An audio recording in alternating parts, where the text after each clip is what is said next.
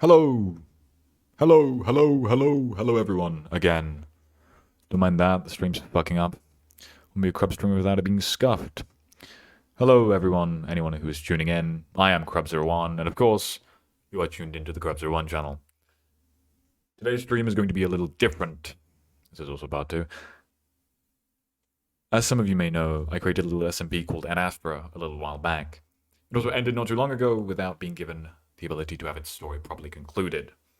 Now, for anyone who is tuning in again, there was a part 1 to the stream a few minutes ago that failed because I can't use Clip Studio Paint.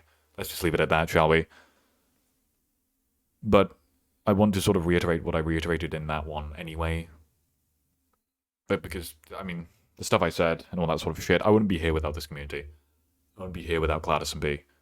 And, I don't know. I think I speak. I mean, there's obviously not as much stress as when I said the sort of big speech for the first time, but the message is the same, and I want to sort of glorify this message, and I want to have this message out there, so I'm trying to do the stream proper again from the beginning, and I want to, like, reiterate this. I want to have this in stone, somewhere on the internet, somewhere floating around on YouTube. I want this to be proper, which it wasn't for the first rendition, so I'm doing it again. So anyone who is back here, tuning in again, hello, how are you doing? But, yeah. I wouldn't be here without this community. I wouldn't be here without Cloud SMP, and I think I speak for at least a few people when I say that clicking on that random Reddit link for a stupid Minecraft SMP was the best thing I did in my early life. So, before I start, thank you. Thank you to everyone who I'll be talking about on today's stream. It's been a hell of a journey, wherever you are now. And I say wherever you are now because most of the people in the original SMP before before Ad Astra, the Cloud SMP, which was the predecessor to Ad Astra, are no longer around. They're off doing their own thing, whether it be making music on Spotify or playing with their friends on different Minecraft servers. I don't know where they are, but they're somewhere out there. But yeah, anyhow, let's get along with it. Before I can fully start, I would just like to clarify that this is a stream for two main reasons. One, I like streaming and it's easy, and two, this is interactive. If anyone has any questions or input, feel free to throw it out there, you know what I mean? All that sort of bullshit. Now, I'm going to be joined by a co-star on the original rendition of the stream, which failed. I'm not afraid to admit it, it failed. Because I can't use Clip Studio Paint. We back, yeah. I am joined by a co-star, Mike65, who is a dear friend and the closest thing I've had to a co-writer on my little SMP journey. And he's also the one behind the camera, I suppose. He's the one who's drawing and shit like that. I'm going to be talking, he's going to be drawing. I feel like that's the best sort of plan of action in terms of that. I know I've lost a few viewers through this little redo, but it doesn't matter to me, because, like I said, originally, I do not care how many views I get this stream. I do not care who's watching. I'm doing this stream for me. If you want to sit around and watch and, you know, sort of look back maybe on the stream one day, or catch up with it, anything along those lines, go for it. But I am doing this for me, because this genuinely, this whole SMP journey of Cloud SMP, Ad Astra, and now Fortis, I suppose, Fortis SMP, it means so much to me. And all of that sort of shit that I've been through, I want to glorify it. I want to sort of put it out there in the internet. Maybe nobody will ever see this. Maybe nobody's ever going to see this stream. Maybe I won't get more than 9 viewers on this entire fucking stream. I don't know. I don't care. But whoever does maybe come across this, or whoever was part of Cloud SMP and comes across this, or whoever's part of Ad Astra and wants to watch where Ad Astra started and where it came from, if you guys want to do that, if there is anyone out there who wants to watch, feel free. Go ahead. This is again for me, but also for you, for this community. This is my sort of love letter to Cloud SMP and Ad Astra, which is why I'm doing it again, because I want to do it properly and not some sort of scuffed bullshit. So yeah, that's about it. And that's my little talk before the stream. Over. Done. Hey, if you can guess it the first time. Yep, this is Mike. Mike left 65. Don't know where he left, but he left. Yep. And I'm back. I came back with milk, but came back with a I milk. don't know. So like I said, the get up we're doing now is I'm talking, Mike is drawing, and he's also bringing in all of these sort of peeps from the different sort of stuff and whatever the fuck. Yep, I could just bring them in easily. Hopefully, like Surely. this. Surely it will be easy. Surely Who's it'll that? just be like, I don't know. It's some guy. Doesn't really matter. I don't think. It's just some random bozo. Yeah, it's random bozo. Nobody knows who this guy is. There he is. The While main man himself. while Mike is bringing in all of these sort of different things, I feel like I'm going to be doing this sort of. Hold on, I'm still like sort of contemplating in my mind as I talk how I'm going to be doing this. But I think first of all I'm going to talk about while Mike is bringing in all of the fucking shit. I'm going to be talking about Cloud SMP in general. So Cloud SMP was the predecessor to Ad Astra SMP, and it was less lore focused, more SMP focused, I suppose. And it begun with an individual named BDOS, who I suppose created this SMP as a vanilla SMP, and he threw it out there on Reddit. There was an invite on Reddit, and that's how the Cloud SMP people sort of found each other. They found it through a Reddit link, and they joined this SMP through a Reddit link, which is kind of nuts considering how much has come out of Cloud SMP. And there's this guy named BDOS who made the SMP, and then 3 days later, I suppose, left. He was the leader, and then he wasn't. And he gave the leader role to someone else, DG Karma, who I'm going to be covering shortly. But he gave the leader role away and just left. And he has no idea. He's somewhere out there, somewhere in the fucking vast universe, and he has no fucking clue what he created. He has no idea how much came from this stupid little SMP thing. So that's wild to me in general, but it's there. It exists out there in the ether. Damn, you fucking smooth your iota. Whoops, my bad, idiot. But yep, I think I don't gotta bring in too many people, just a few. All the clown folk would be neat.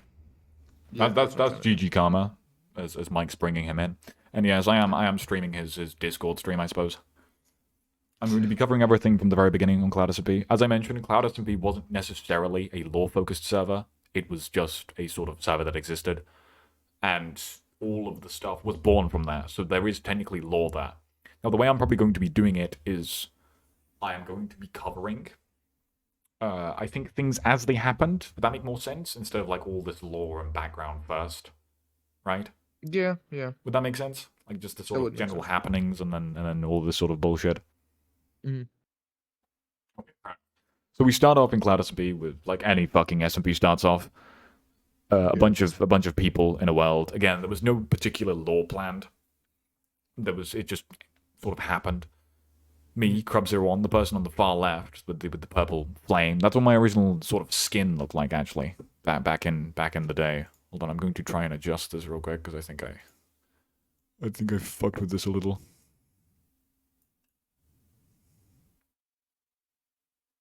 Hopefully this is centered. Should be.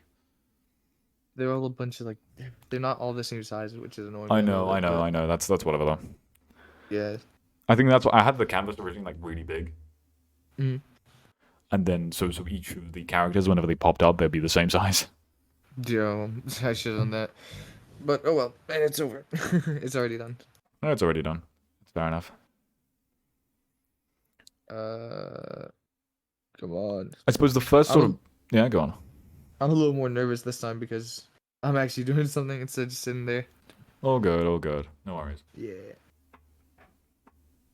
That's Take like it on. that's a good amount of people. That's like all we really need right now, right?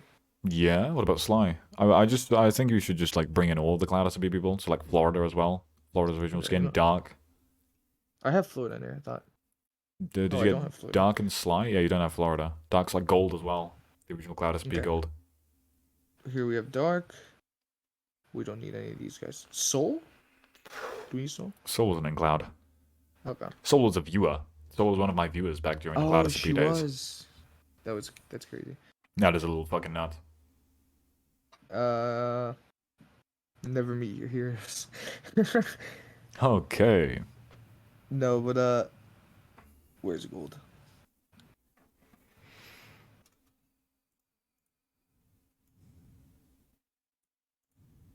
Dude, I think I lost gold, man. Gold's at the very top, I think. It was a very fast, like, sort of thing I sent you over. I'll grab him real quick. Okay.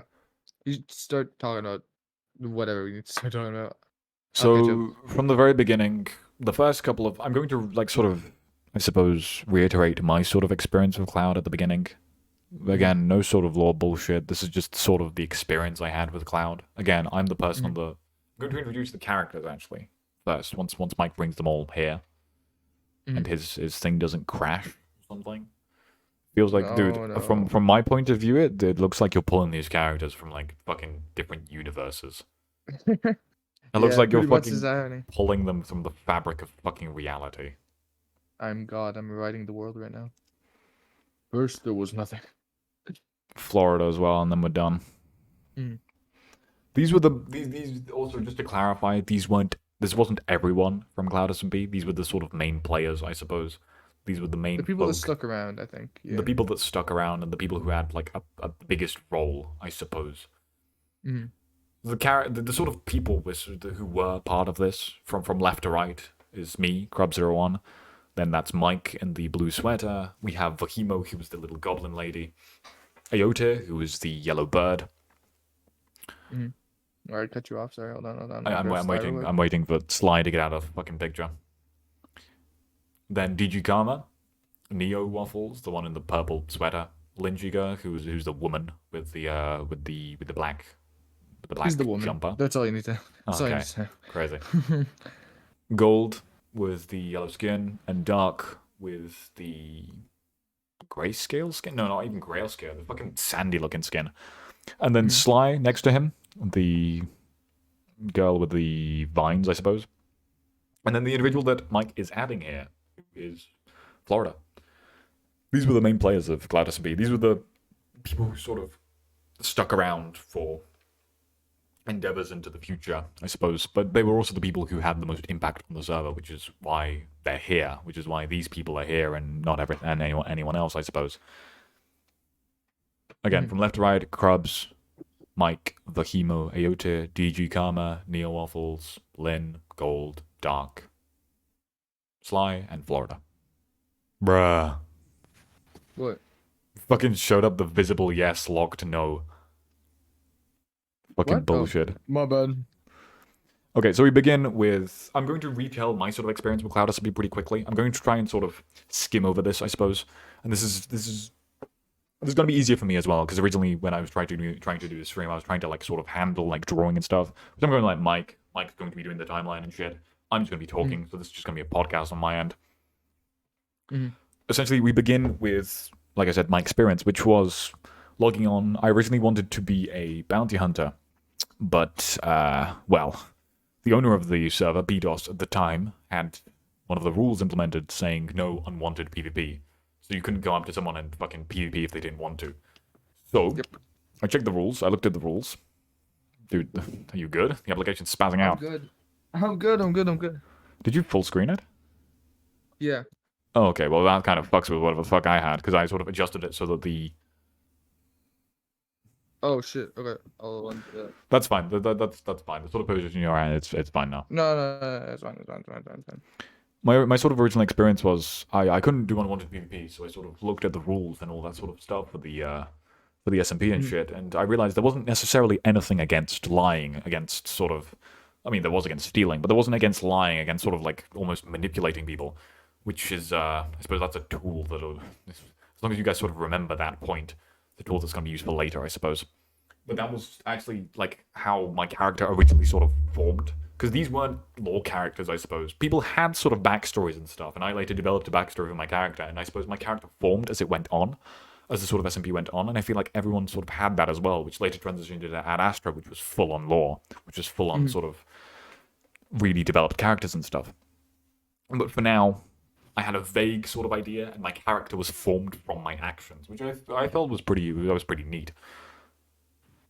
On my first day, I was alone, and I met an individual named DG Karma, who would later become the owner of Cloud SMP. Me and Karma formed the first kingdom, which was Omnia. We called it the Omnia Kingdom. And originally we had this idea for Omnia, which was that it was going to be this capitalist empire. We wanted to profit on sort of I suppose, well, people and the economy and stuff. And we wanted to create an economy. Obviously, that idea never really got off, I suppose, off its feet. But the kingdom stayed around, and the kingdom stuck, and it later became pretty fucking important in terms of Ad Astra, which, like I put, is sort of like the sequel to Cloud SMP. But that was the first thing that really happened. Me and DG Karma formed this kingdom, Which was Omnia Kingdom. which was Omnia, the Omnia Kingdom. Also, we could put like a chapter 1, I suppose, on the top of the thing. Oh yeah. Maybe like chapter 1, Cloud SMP or something.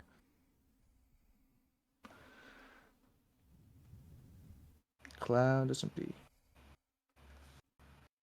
What was... I'll move Mike out of the way. That's fine. Mm. I'm sort of also trying to recollect him... Huh? What? No, nothing. I'm trying to also sort of recollect in my mind what the... I know, but there's what the sort of general happenings were. Like I said, Cloud SMP wasn't too much on lore. It was mostly events and stuff that happened.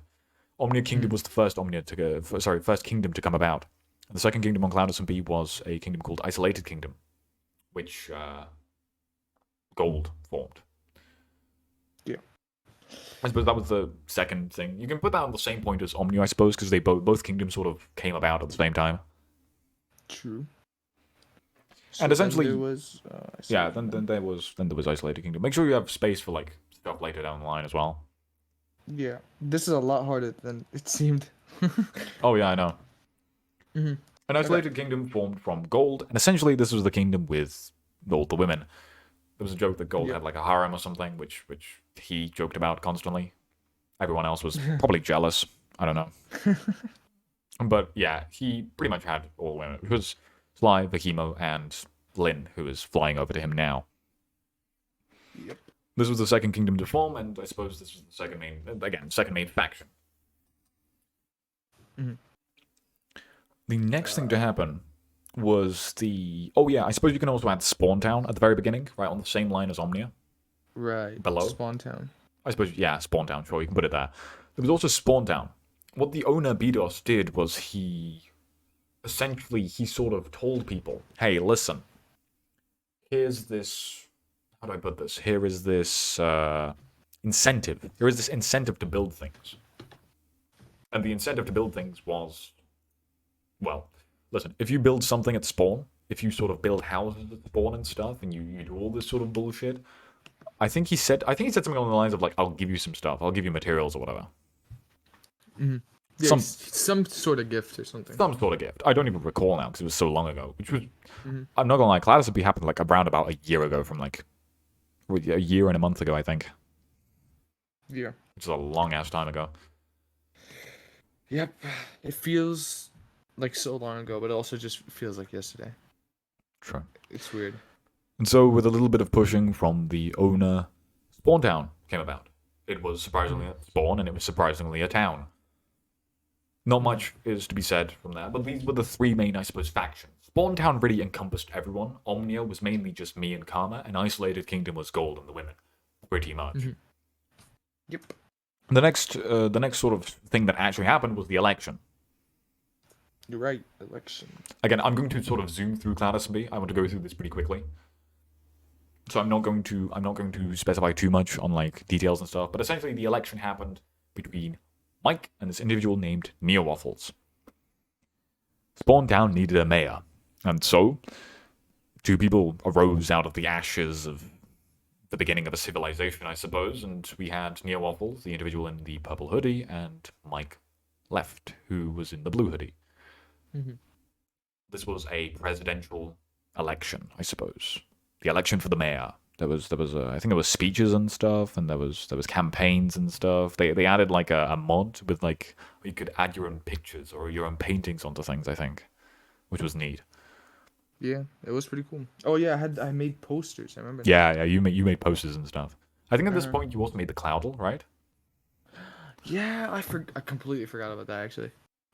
You made the Cloudle, which was like this little newspaper thing that Mike sort of created, which would sort of recap like every 2 or 3 weeks what was going on in the SMP, which was really cool. Mm-hmm. Now, during this election, a little individual popped up to both of the candidates. This little individual was Krabs. Yep, here he is. Well, I'm going to This try and guy right here. actually adjust this a little bit more. There we go. That should be cool.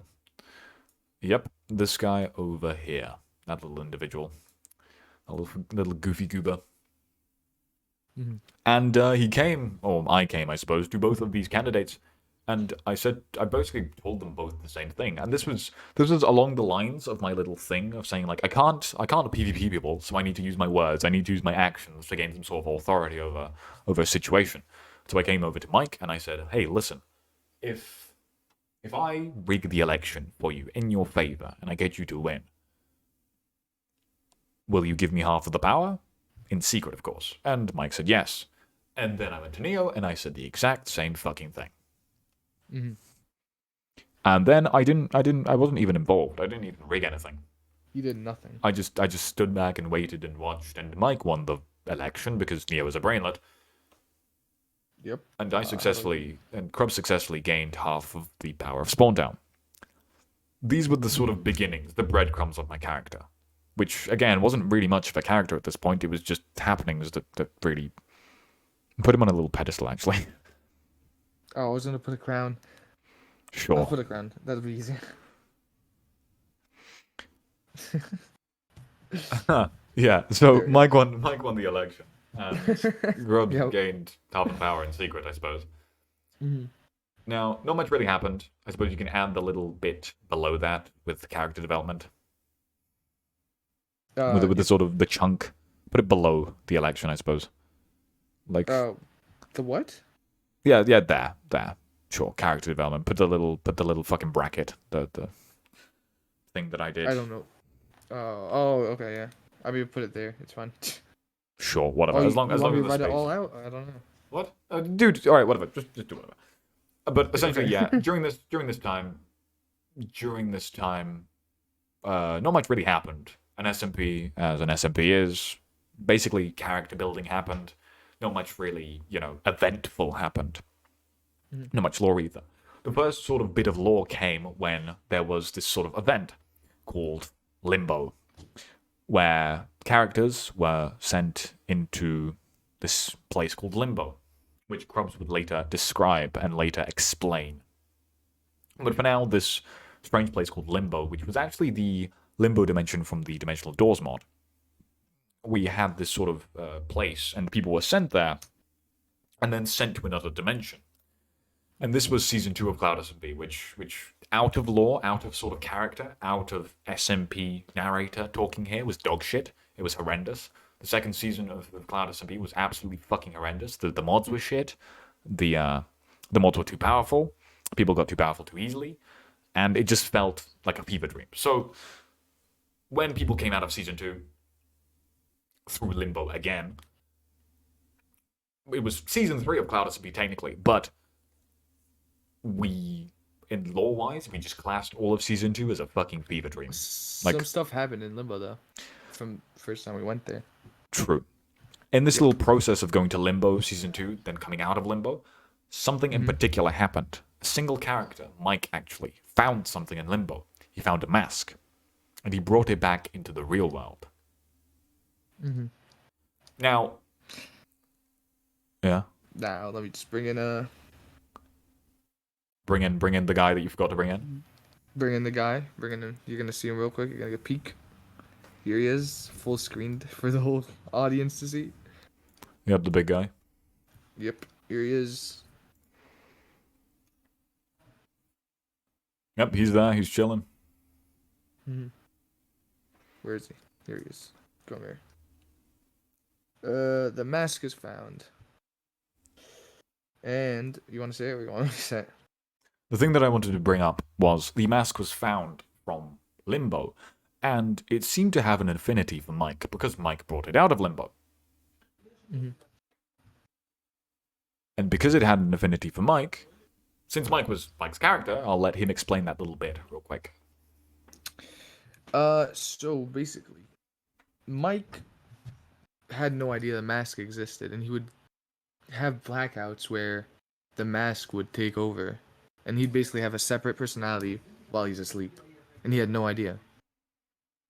until he. Do I go Sure. Yeah. Next about point. okay? Until he finds out. He wakes up. He finds the mask next to him, and he thought he got rid of it in limbo. He thought it wasn't even real. He thought he just imagined the whole thing. And he finds it, and he realizes what's been happening. And he tries to destroy it, or get rid of it, or do anything in his power to just get it away from him. But he always came back, right on his bedside every time he wakes up. So he went to his buddy then, who he thought he was his buddy, Krubs, for some help. Good old Krubs. At this point, Krubs is a normal guy. People don't necessarily trust him, but there's no reason to distrust him. He's a member of Omnia. He's... what's his name? DG Karma's right-hand man. Because DG Karma was the leader of Omnia at this point. He was DG Karma's right-hand man, and nobody really saw him as anything else at all. So Mike goes to Krubs and asks for him to get rid of the mask, because Mike can't seem to. Krubs throws the mask into lava, and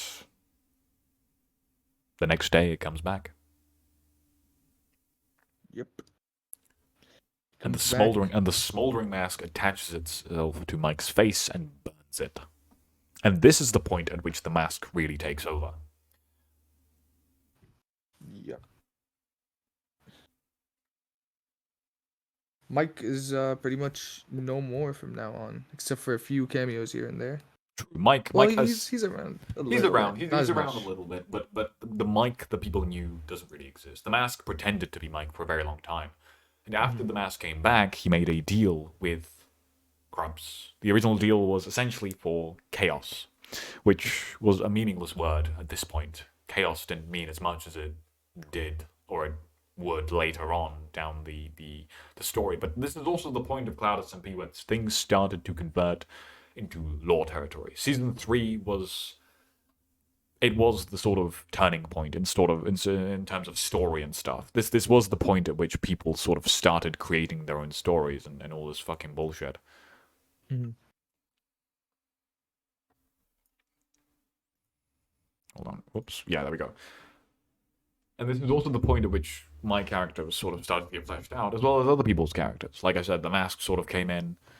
Krubs, again, the character was fleshed out, and other people's characters were fleshed out as well.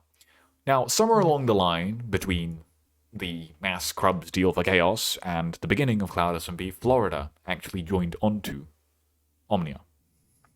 Yep. That was the thing that happened.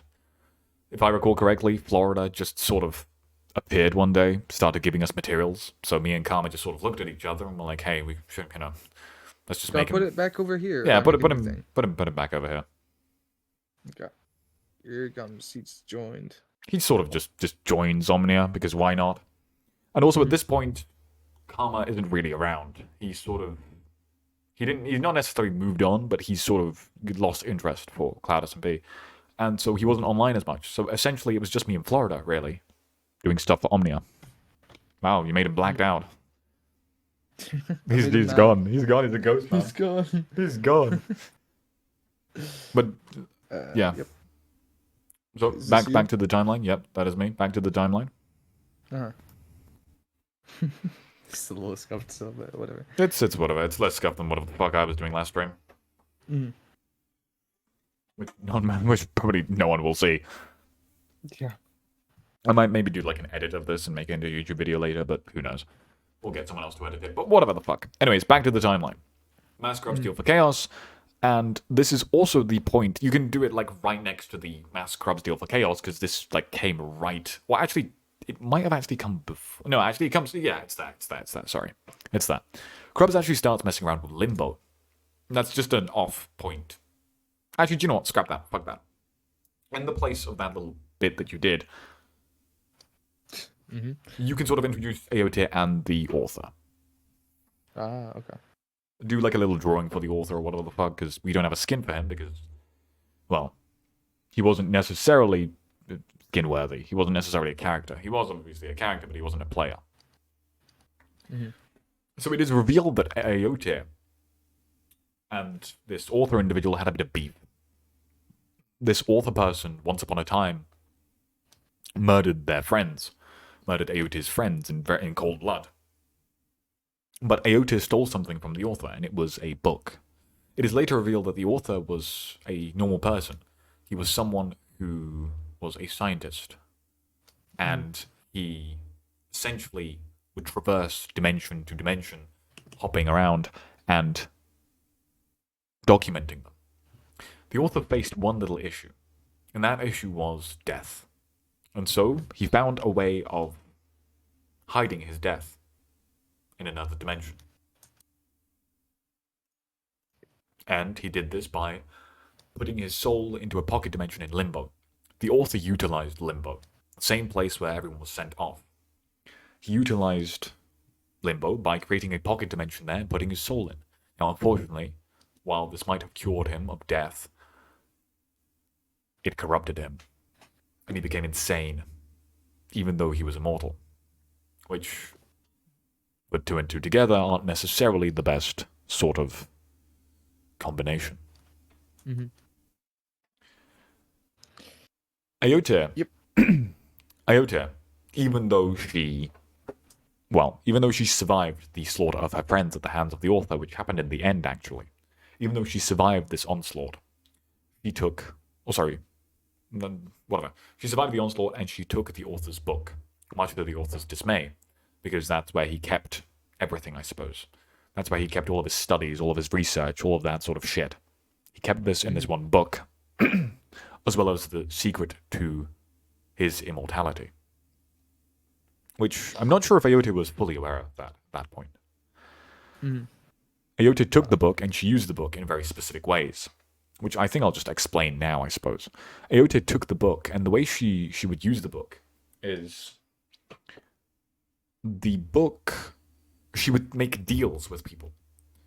And the people she made deals with, their souls would basically be put into the book. And they were alive, and they were dandy, and they were happy. But whenever Aote was meant to die, they would die instead. She and the book were linked very closely after this point, and her descent into insanity was starting to show. This book was corrupted, much like the author was. It had a scent of limbo, and, well, it fucked with her mentally. She started becoming this monster, even though she didn't really want to believe it.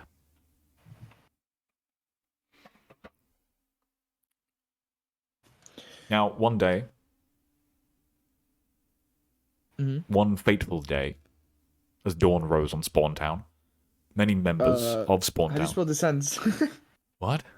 How do you spell descends? The what? How do you spell descends? Descent. Yeah. DESCENT.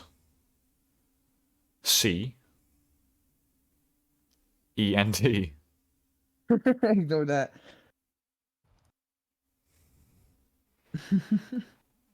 Anyways, go on. Now, Aote was around for a little while. Not as long as some individuals on Cloud SMP, but she was around for a while, in terms of lore anyway. Her character was. Her backstory for her character was. Mm-hmm. And so her descent into madness was very gradual, but it was happening. And she was still making deals at the very beginning of Cloud SMP. She was making deals for materials and getting people to sign her book. Mm-hmm. And by signing her book, they would essentially sell their soul to her without even knowing. And then whenever she was meant to die, they would die in her place. Essentially, the book granted her immortality. And, again, it was corrupted by Limbo, and that essence of Limbo was starting to corrupt her. And without her knowing it, this will be used later, her separation from this author's book could be deadly for her. But, that aside, there was something that happened on this one fateful day in Spawn Town.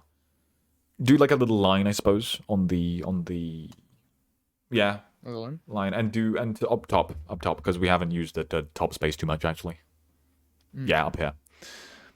And one fateful day, there were a few buildings burned in Spawn Town, and there were a few signs at the foot of these buildings, signs that were in Morse code. And this Morse code essentially, once Aote, Krubs, and a few others, I think, decrypted these messages, they came to find that it was fretting Aote, and Aote knew exactly who it was. It was the author. Somehow he had his influence had slipped into this reality, and he knew she was here. Mm-hmm. Which leads to Aote talking to Krubs about this. I believe it was Krubs in Florida who she talked to about. We've run out of space. Oh boy. Hold on, I'll make more. How do I make Narrator. this? Narrator. Narrator. Dun dun dun dun. Dun dun dun dun. Look at him. Look at him. Look at him. Lucas. Timothy. Share image. Rotate. Rotate. Rotate. Show guides. Ruler's track pointer. How do I Paste a make cursor. more room? Should we resize Oh, you know what? image? Fuck it. Resize image. Where is that? Sessions. Export.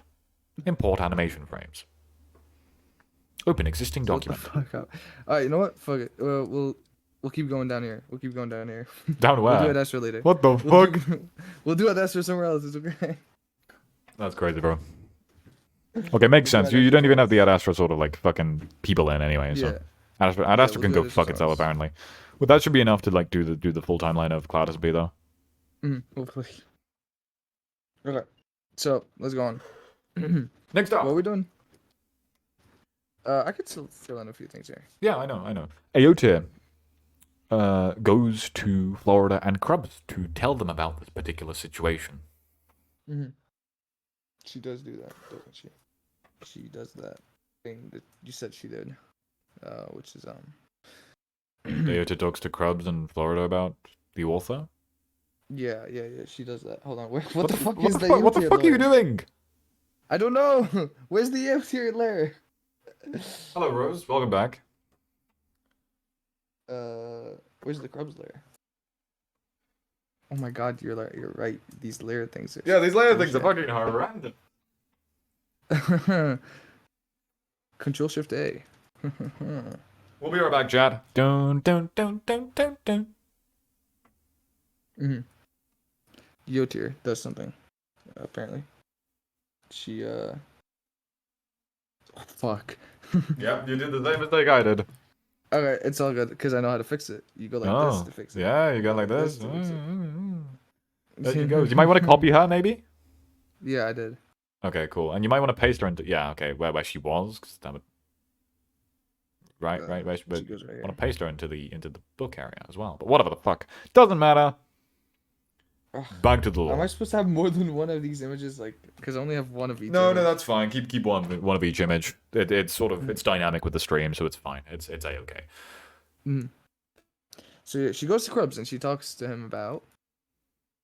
She talks to Krubs in Florida about the particular issue of the author, this individual who roams limbo, bookless, how he wants to take the book that she owns. She tells them this because, you know, friendship, and she wants them to help. She expects them to help, because this is the sort of character that Aote is in Cloud SMP. While it might not be shown directly, she uses a lot of the people around her to her own benefit. She makes friends in order to benefit from them. That's the sort of character that she is in Cloud SMP. And so the later interactions get pretty interesting with Aote and a few other characters. Aote basically goes over to Krubs in Florida and tells them about this thing, which I feel like I've said like 5 times already because Mike is fucking around with a thing. Oh, I'm trying to find Florida. Here he is. That's big Florida. It's a big ass Florida. What the fuck? I mean, I know the state of Florida is pretty big, but Okay. yeah, whatever. Sure. We could go with that. Anyways, go on. Yeah, all good. Mhm. And in this little conversation, Krubs reveals that after everyone was sent to limbo, including Krubs, he began experimenting. He began finding more stuff about limbo. And he describes what limbo is. Limbo is the space between dimensions in Cloud SMP. It is essentially... It is the fabric between each and every dimension. Like the tree branches that then lead to other dimensions. He goes into details, saying things such as talking about how he started tampering with frequencies. Krubbs is a scientist. Not that many people know about it, but this is the point at which it's revealed. Krubbs has been tampering with how to get into limbo, and he's been tampering with other dimensions and how they work. Essentially, what he describes is each dimension can be accessed with its own unique frequency. Creating a frame out of obsidian and lighting it with flint and steel will create the right frequency to open the nether. Getting the end portal frame and applying the Eyes of Ender will generate the right frequency to get to the end, and so on and so forth. Same goes for every other dimension in Minecraft. The same, he also sort of goes on a slight side note and says that the same applies to blocks. That each block has a certain frequency, a certain code to it, which is a little meta joke as to how each, block in Minecraft is coded differently. He has a different UUID. But whatever. And he also explains that technically speaking, they could, if you change the frequency of a grass block, you can make it anything you want, including bedrock. But back to Limbo. He explains that Limbo is the space between dimensions, and he also explains that to get to Limbo, much like any other dimension, you would need the Limbo frequency, which he has found. Krubbs has already been to Limbo. He's already found a way to Limbo, and Limbo isn't accessed in the same way as other dimensions. You don't make a frame and you go in. It's more of a gateway. And Krubbs has managed to get into Limbo, and he explains to Iota this particular fact. And he also explains to Iota that he wants to... Krubbs already went to Limbo before, but... Oh, well... he just sort of described it to Iota. And he apparently has already knows about who the author is. And he knows that they are immortal. And he talks to Iota very briefly about wanting immortality. Now this sets Iota off, whether she's threatened by it or otherwise, it does set Iota off. And she starts thinking that Krubbs might want immortality for himself, which she's not too fond of. Mm-hmm. Now, I'm trying to remember what happens next, actually, because this conversation is had, and then afterwards we get to the point of,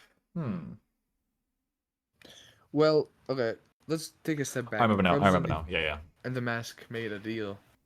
They did, help yes. Each other out. I remember now. Mm-hmm. You can, I suppose you could make this big old fucking like line from the deal to the Mask to the point that we're at now. Because that kind of does make sense, and it does link to this particular thing. Just zoom out and make a big old fucking line, like a big old, yeah.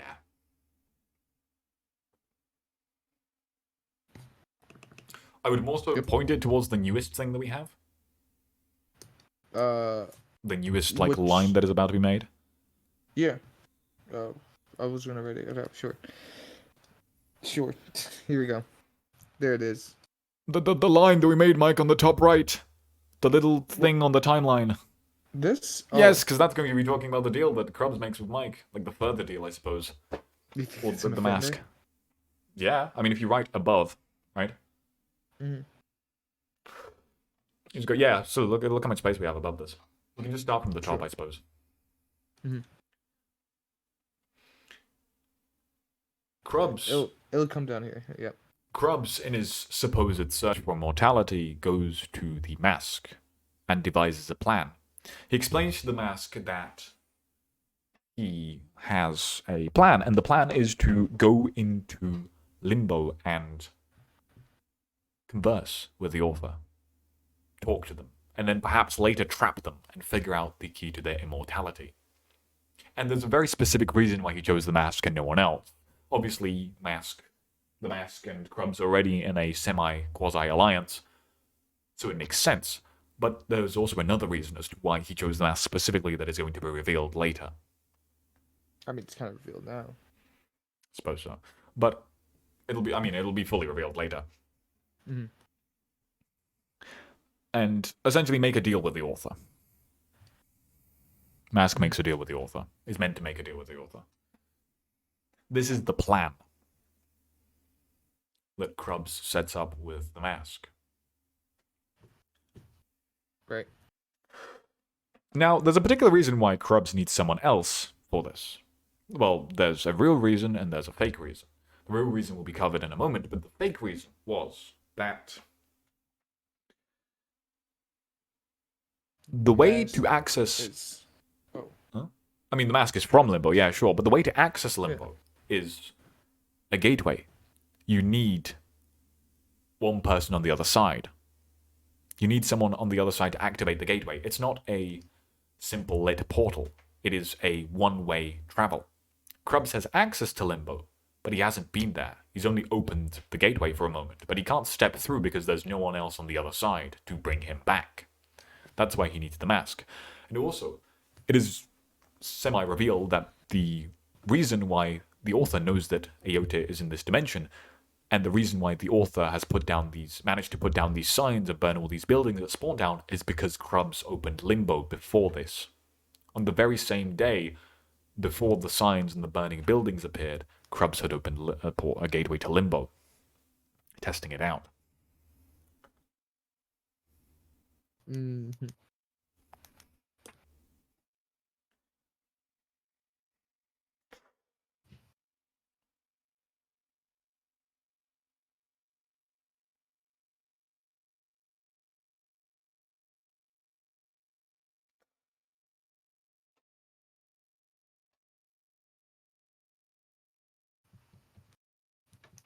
I think we can, once you've finished with that, I think we can go on to the next line. Yeah. All the way down here? Yep. Mm. And this is sort of the point at which basically the end game of Cloud SMP comes into fruition. Mm-hmm. Now, the mask, as detailed before, has these moments where Mike sort of pops through. And Mike sees the world through the mask's eyes, and this has already been sort of established. And Mike regains control for a moment of his body, and hearing that Krubs wants immortality, runs to Aote, telling her that this is Krubs' plan. That he wants immortality from the author, and that Krubs isn't really what he seems. AKA the deal that Krubs already made with the mask, which was for Chaos, the original deal. The original alliance.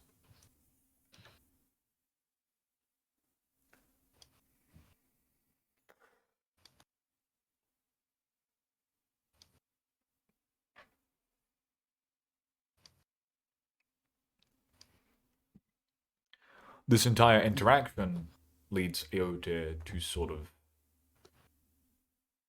devise a plan that she's later going to devise. But in this same sort of instance of Mike regaining control for a moment, there is a scene with how did this actually come about? Because I remember the scene, right, with Krubs backing Mike up at his restaurant. Mm-hmm. But okay. It was how did it come about? Because I've sort of forgotten. Mike was afraid of what the mask was doing and attempted to lock himself away from Yes. everyone. Yes.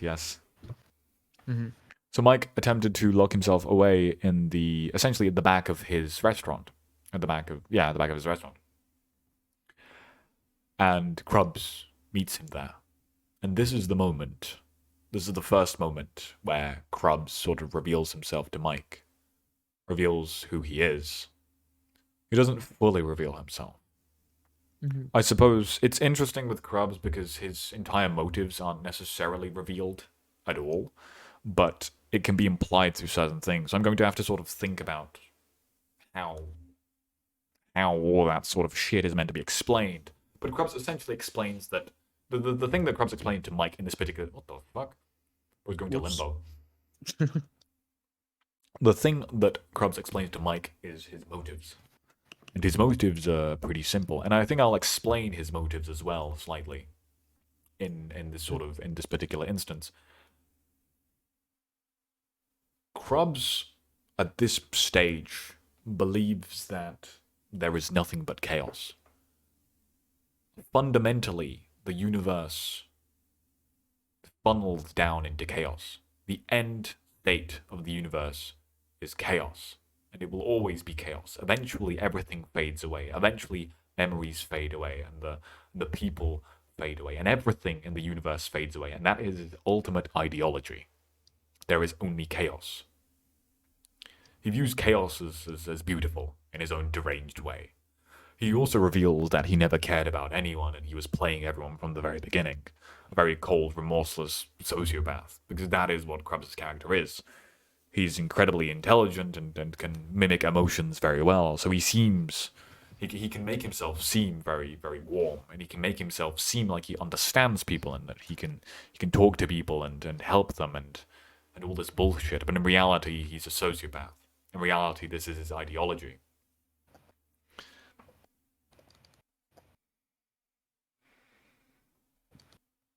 I suppose this is, if you can like sort of divert from that, but like an arrow to something else.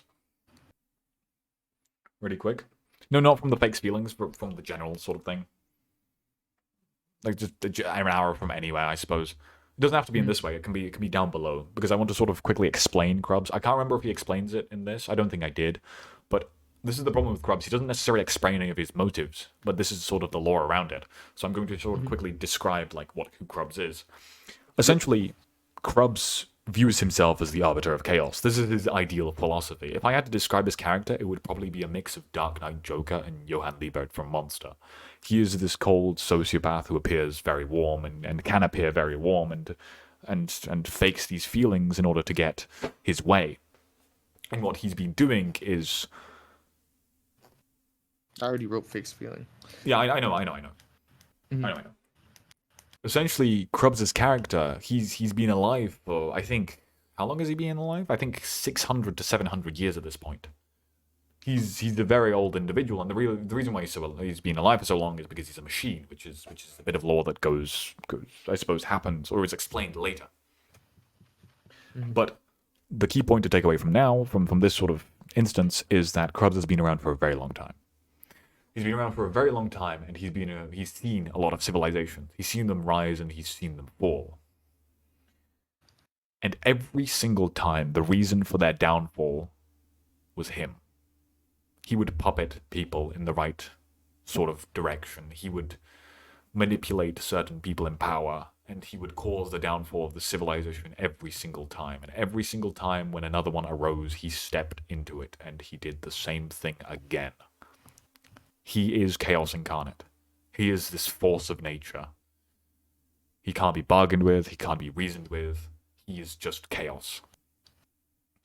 And that is because of his ultimate ideology, that there is nothing else to the universe, and anyone who thinks otherwise is a fool. Anyone who thinks that things can stay, that things can last, is a fool. Now, this, in context to the character of Mike, is extremely interesting, because the character of Mike is the exact opposite. Go on, do you want to explain real quick?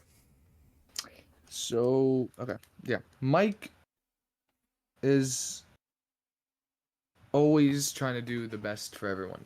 When he became mayor, sure, he didn't do it necessarily in the best ways, but he wanted to become mayor so he could fix the town up. He wanted to stabilize it again, you know? It was at that point in Cloud, it was kind of, the town was a little bit messy. There was like blocks everywhere, shit everywhere.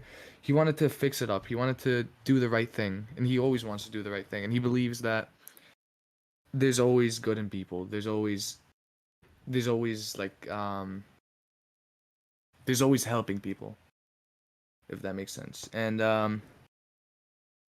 yeah, I don't know. There was another very interesting point, was that Mike's entire philosophy around life is that things have meaning because they don't last. True, yeah. Which directly that didn't come in yet though. That was gonna be an Ad Astra, and he was gonna learn that from someone. No. He was going to. I think he was going to learn something else from Ad Astra. I think from the very beginning. I think from the very beginning he pretty much was this way, or at least I think we wrote that in. Because I think in the little thing with Krubs and Mike in the back of the restaurant, Krubs, even Mike sort of said something along the lines of like people eventually rebuild and all this bullshit, right? Oh, true. Okay, yeah. People always rebuild. Civilizations, sure, they fall, but they always rise again. Yeah. But I can't remember if it was later on or right now. But Mike, I think, yeah, the entire point of his character was that he was the exact opposite of Krubs. Krubs viewed everything as meaningless. Krubs was a chaotic nihilist. A nihilist, for anyone who doesn't know, is essentially someone who believes that the universe has no meaning because nothing matters. Mike was the exact opposite of that, where Mike believed that because things don't last, because things eventually fade away, that is exactly what gives them meaning. Because nothing can last forever, and that's the beauty of it. Nihilist? Yeah, I think that's how it's spelled. I think without the E, but whatever. Okay, fuck it. Fuck it, whatever. Life has meaning because it doesn't last. Which again directly contradicted Mike. Krubs, you mean? Yeah, sorry, directly contradicted Krubs. Mm. And during this meeting, or this little, I suppose, how do I put this, interaction between Mike and Krubs at the back of the restaurant, where Krubs reveals his true intentions and his true philosophies, Krubs kills Mike. And the mask comes back. And the mask has no recollection of what happened at the restaurant. Krubs just tells him that he fixed it. That it won't happen again. Mm-hmm.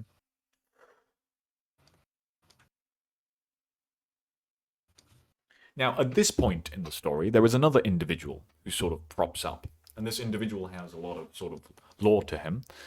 And he truly sort of appears at this point, which is Dark. Dark. Here he is, the main man.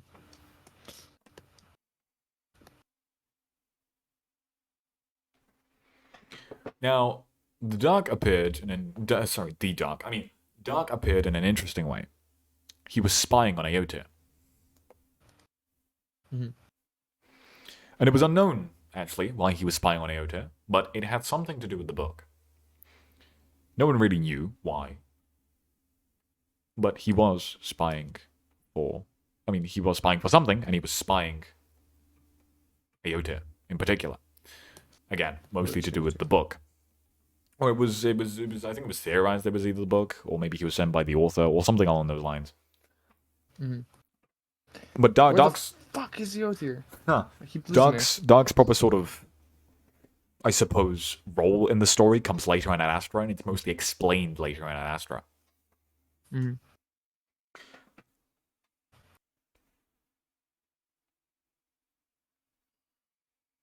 But yeah, he was spying on Aote.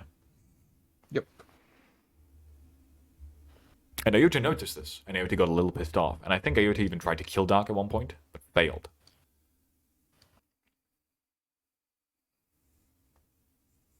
Now, again, Dark's lore is pretty intricate at this point, and hold on, I'm trying to formulate this in my head. He doesn't have much of a role right now, not necessarily. He does have a specific role, but that is later revealed. And this is sort of the issue with the whole timeline. It's the sort of character stuff. It's not revealed, but it's talked about like outside of lore.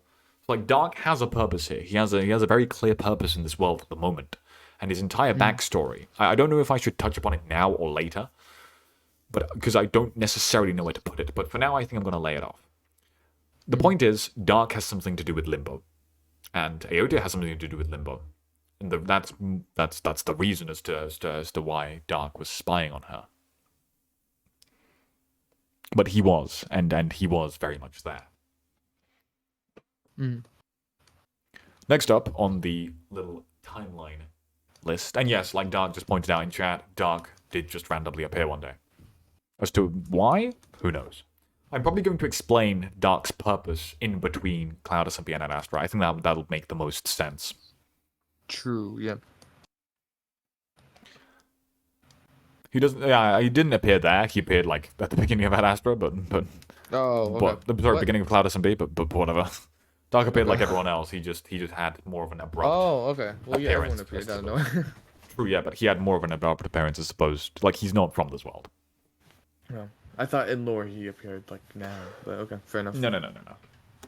He just sort of became active now, probably because he Mhm. found Iota, or maybe he was spying Iota from the very beginning. Who knows?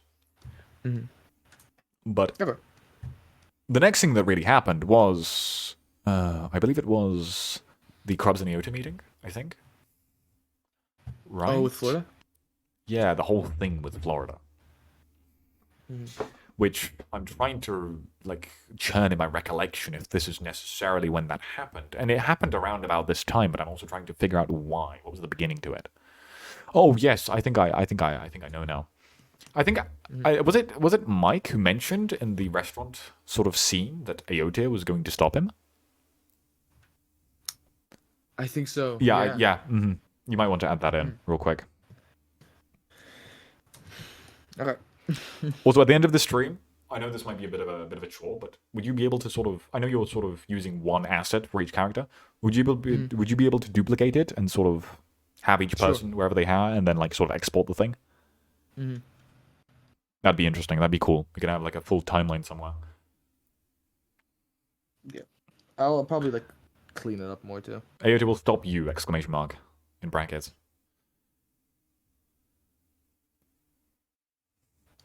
Yeah, that's neat.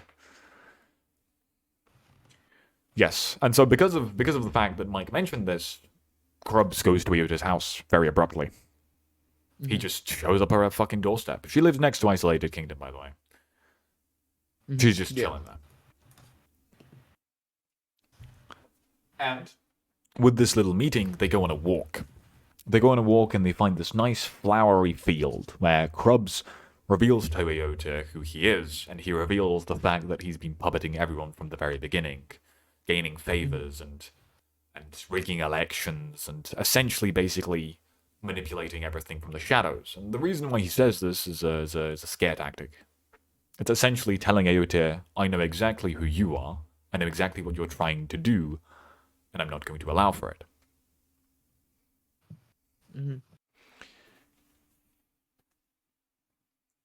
Draw like a little flower field or some fucking bullshit.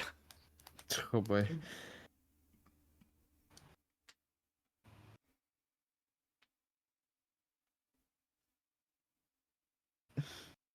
Sure, that works. That does work. I suppose you can have like their silhouettes, just sort of their blocky silhouettes or some shit. I don't know. I'll add that in after stream with the skins and everything. Sure. Yeah, makes sense. So essentially, yeah, they have this meeting, and Grubbs reveals who he is, that he's the puppet master, that he's been playing chess with all of these civilizations and bringing them down, that Aote is nothing to him. And that he could get rid of her as easily as swatting away a fly. And then he presents Aote with a very simple request, I suppose. A very simple notion. Mhm. Hold on a second, let me edit something real quick.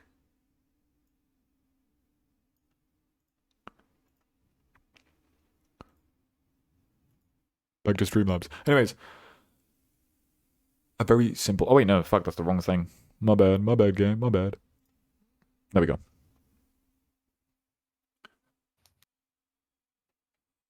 Let me change the display capture as well, real quick.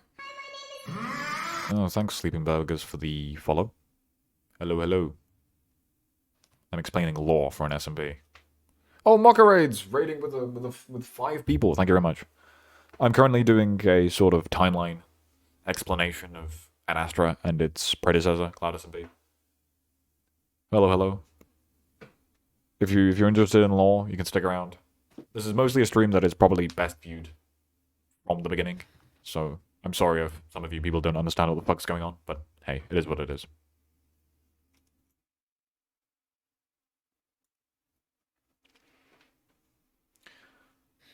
So, the thing that Krubs requests from Iota at this point in time, and again, for anyone who is new here, this is, well, Cloud SMP, the predecessor to Ad Astra. Mhm. Krub says to Ayote, I want you to kill Florida. He very specifically mentions it's his head or yours.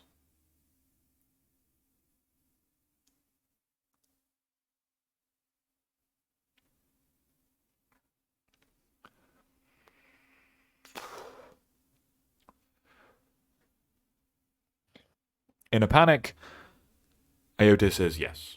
Ayote says okay. And she lures Florida into she lures Florida into her home and murders him.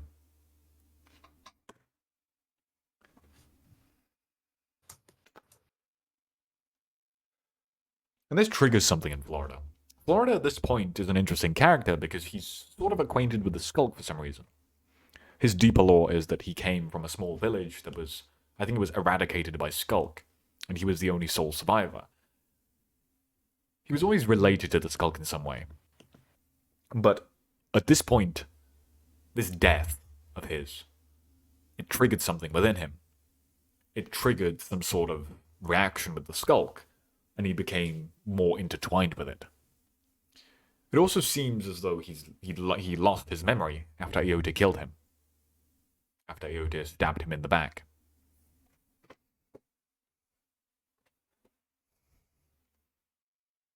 Nope. Don't do that.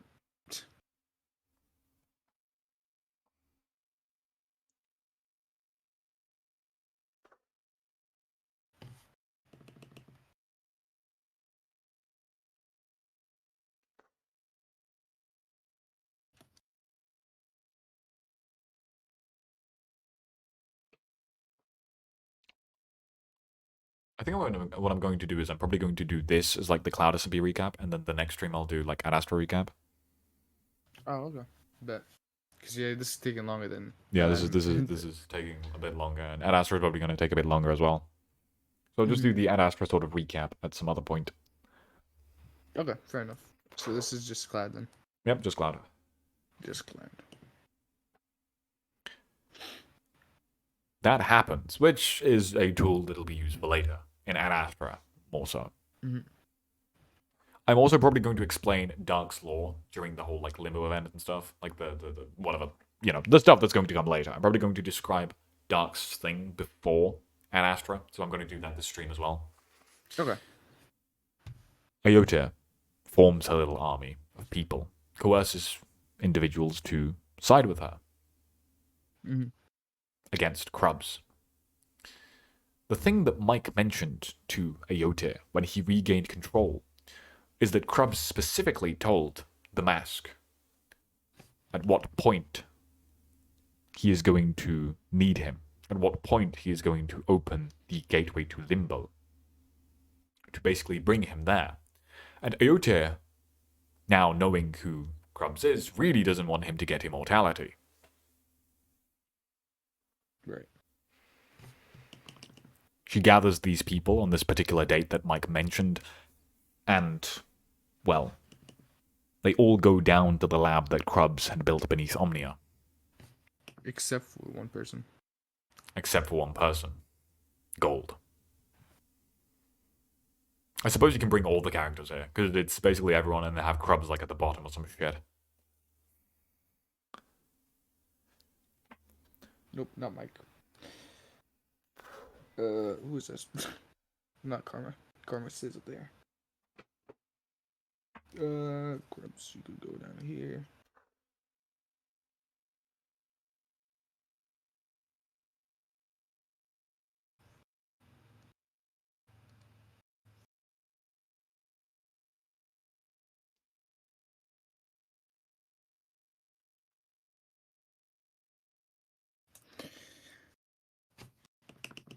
Come on. You got this. Come on. I got this. I got this.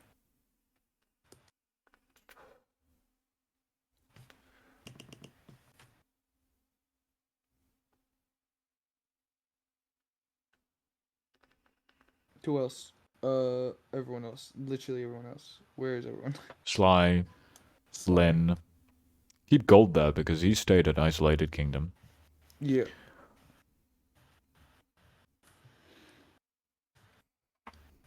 Why can't I move slime?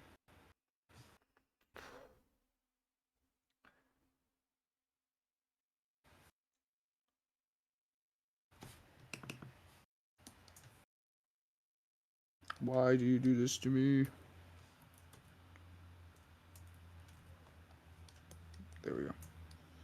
And then, of course, Lynn.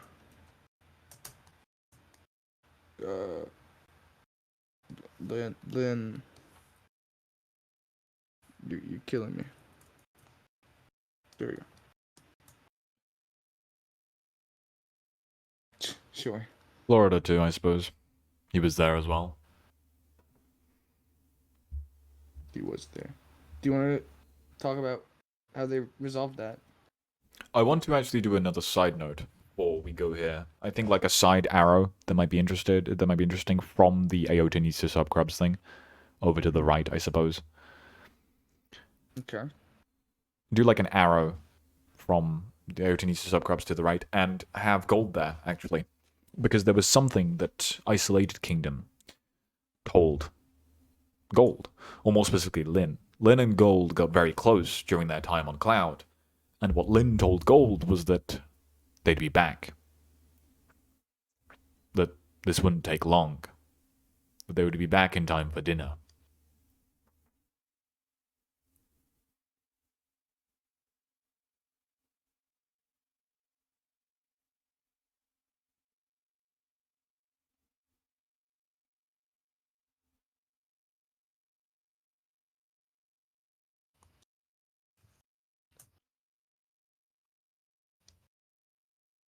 Mm-hmm. Maybe put Gold there as well, just sort of have him chill there.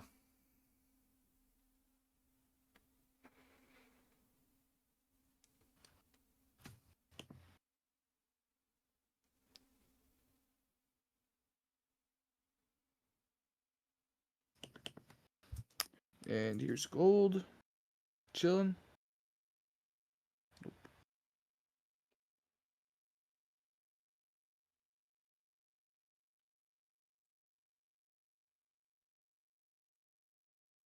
Okay.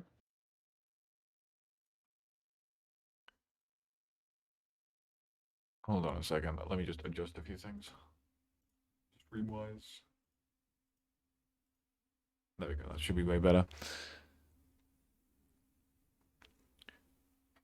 Do you want to do like a mini drawing of the lab, I suppose? The fucking well, I suppose not. But essentially they all go down to the lab beneath Omnia, the one that Krubs built, the one that houses the gateway to Limbo, this machine that he's created. Mm-hmm. And everyone's there in one place, and Krubs is behind. You can put like a box around Krubs, I suppose. He's behind the controls, and everyone's in this one room, and he turns the machine on.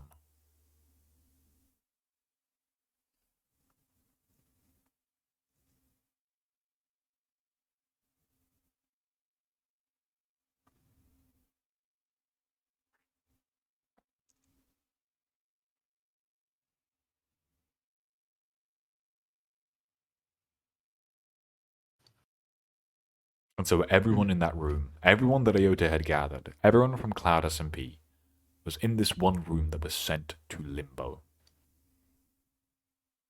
This dimension that they had come in and out of in the past. But this time it was a one-way journey. Not that they would know.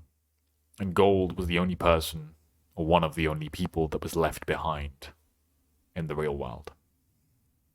Mm. Technically speaking, which will be, I think I'll explain that slightly later, but technically speaking, Mike's daughter is also there, somewhere in the real world. Oh yeah. Oh yeah, we didn't mention that at all. Oh shit. Okay, whatever.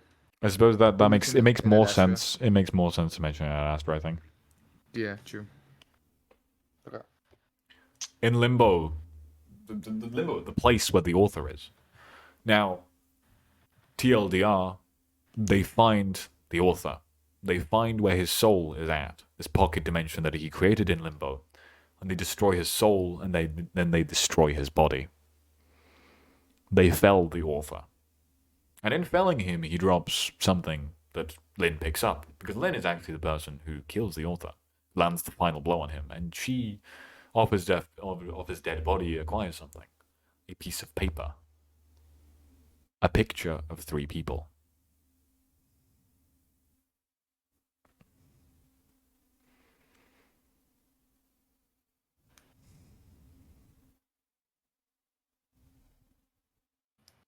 Shit.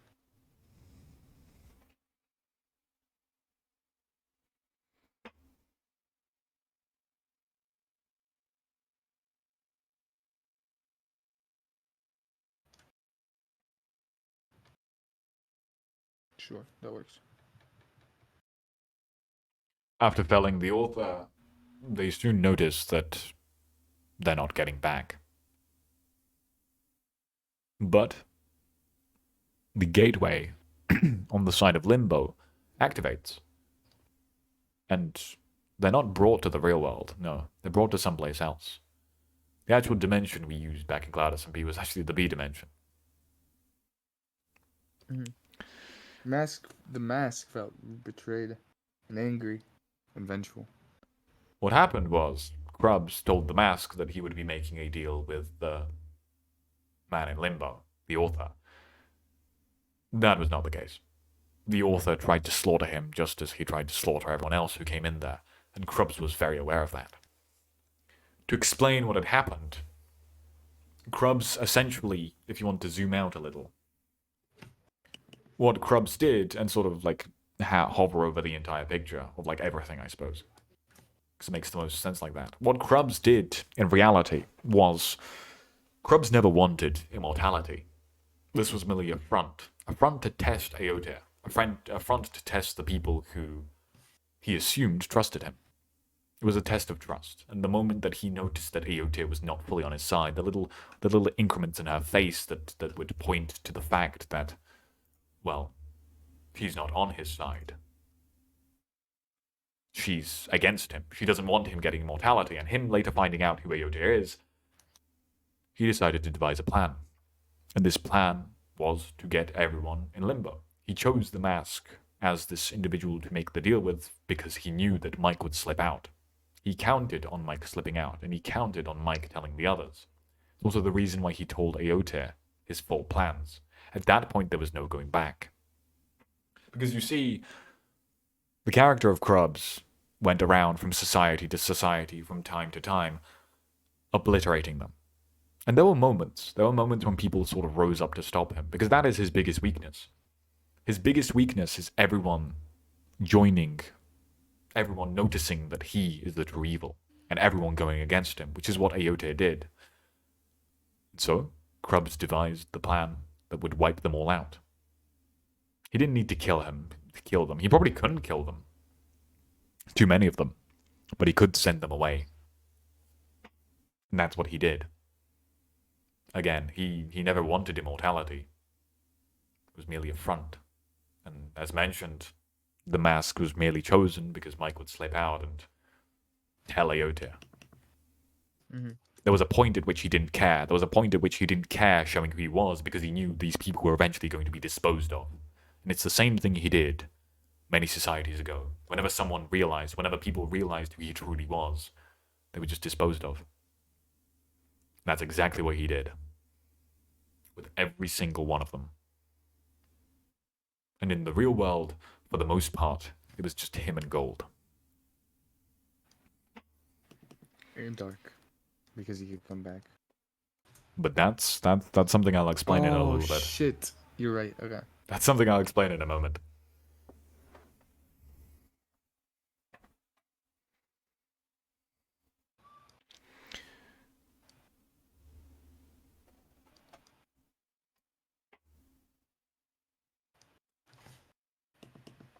TLDR, Krubs was playing everyone. And what happened in the real world was, well, I suppose, a story best left for another time.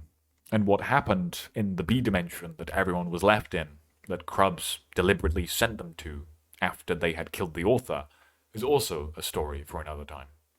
That was Cloud SMP, my friends. That was the entire story of Cloud SMP. Now, it wasn't necessarily too lore focused until the third season, as you could tell, but I hope we did a pretty good job of explaining just about everything. Yep. I don't know. That was mostly you talking. I can focus on talking while drawing. True, but I mean that's fair enough. I am the tour guy after all. You want to zoom out real quick, just to sort of show everything, I suppose. Sort of like zoom in on the bare minimum, I suppose. I will polish this up and post it somewhere. And you could post it somewhere. I'll give it to you and you can post it somewhere. Makes sense. Yeah, I'm going to be doing the sort of Ad Astra timeline sometime later. I'm also going to be doing so before the Ad Astra timeline. I want to have like basically a bare minimum of like what happened, I suppose. That's getting into Sinnoh SMP territory, which is again a tale for another day. I'm not sure if me and Apathy are going to do that necessarily. I hope we do, but I don't know if he would want to do it. I don't know if that's content that he would want to make.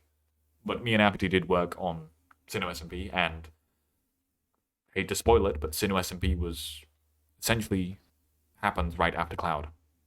And it happens during the time where everyone is in limbo.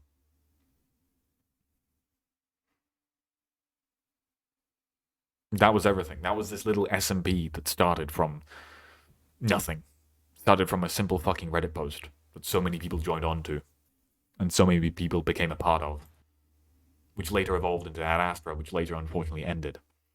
But that was that. As mentioned, that was the whole story of Cloud SMP. Yep. I hope we told the rendition of Cloud SMP in a very coherent manner. We definitely missed a lot, but some like little things. Yeah, little things. Like I also like sort of. Sly was barely mentioned. True, but Sly didn't have a role. Wasn't mentioned at all. Vahima didn't have a role. Well, I mean, they had roles that were made later on, like Vahimo being made and stuff. True, yeah, but that's something that wasn't necessarily recapped in Cloud. Well, it capped at all during Cloud SMP, so there's no point in sort of mentioning it. I don't think. True. Yeah, no, there was a lot of people who sort of participated in this SMP. There was a lot of people who did, made this SMP into what it was, and all these people that we mentioned, there was more, but they just were forgotten with time. Mm-hmm. Visible, yes. Blocked, no. Opacity, 100. Blending mode, normal. Jesus. Human experiment, dog. But yeah, that was everything from Cloud SMP.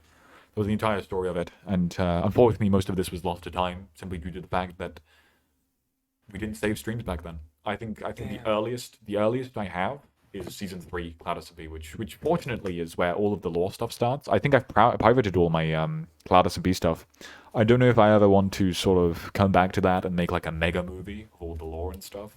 I might do. This might be the closest we'll get. I'm not gonna lie, to a this is the closest we'll ever get to a sort of everything, right? Mm-hmm. But again, I hope you all enjoyed. This was pretty coherent. It lasted pretty long, and obviously the failed stream before this also lasted a little time. So, ow, my hand's cramping, bro. Ow. That's the reason why we're not doing Ad Astra at the moment. But everyone who was here, keep all of this in mind, because most of this is going to have an impact on Ad Astra. And then I think, do you want to do how do you want to do this? Do you want to split this into 2 more streams?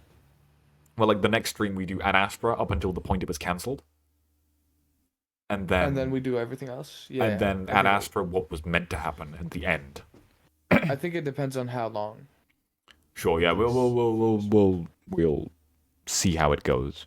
And I think it's also quite interesting. I know this is like completely and utterly biased because it is me, but I think it's interesting to see what kind of a character I came up with and the sort of chaotic philosophy, like pure chaos nihilistic philosophy guy who goes around ruining societies and ruining fucking errors, I suppose, causing the downfall of entire society simply due to the fact that he believes this is the only thing.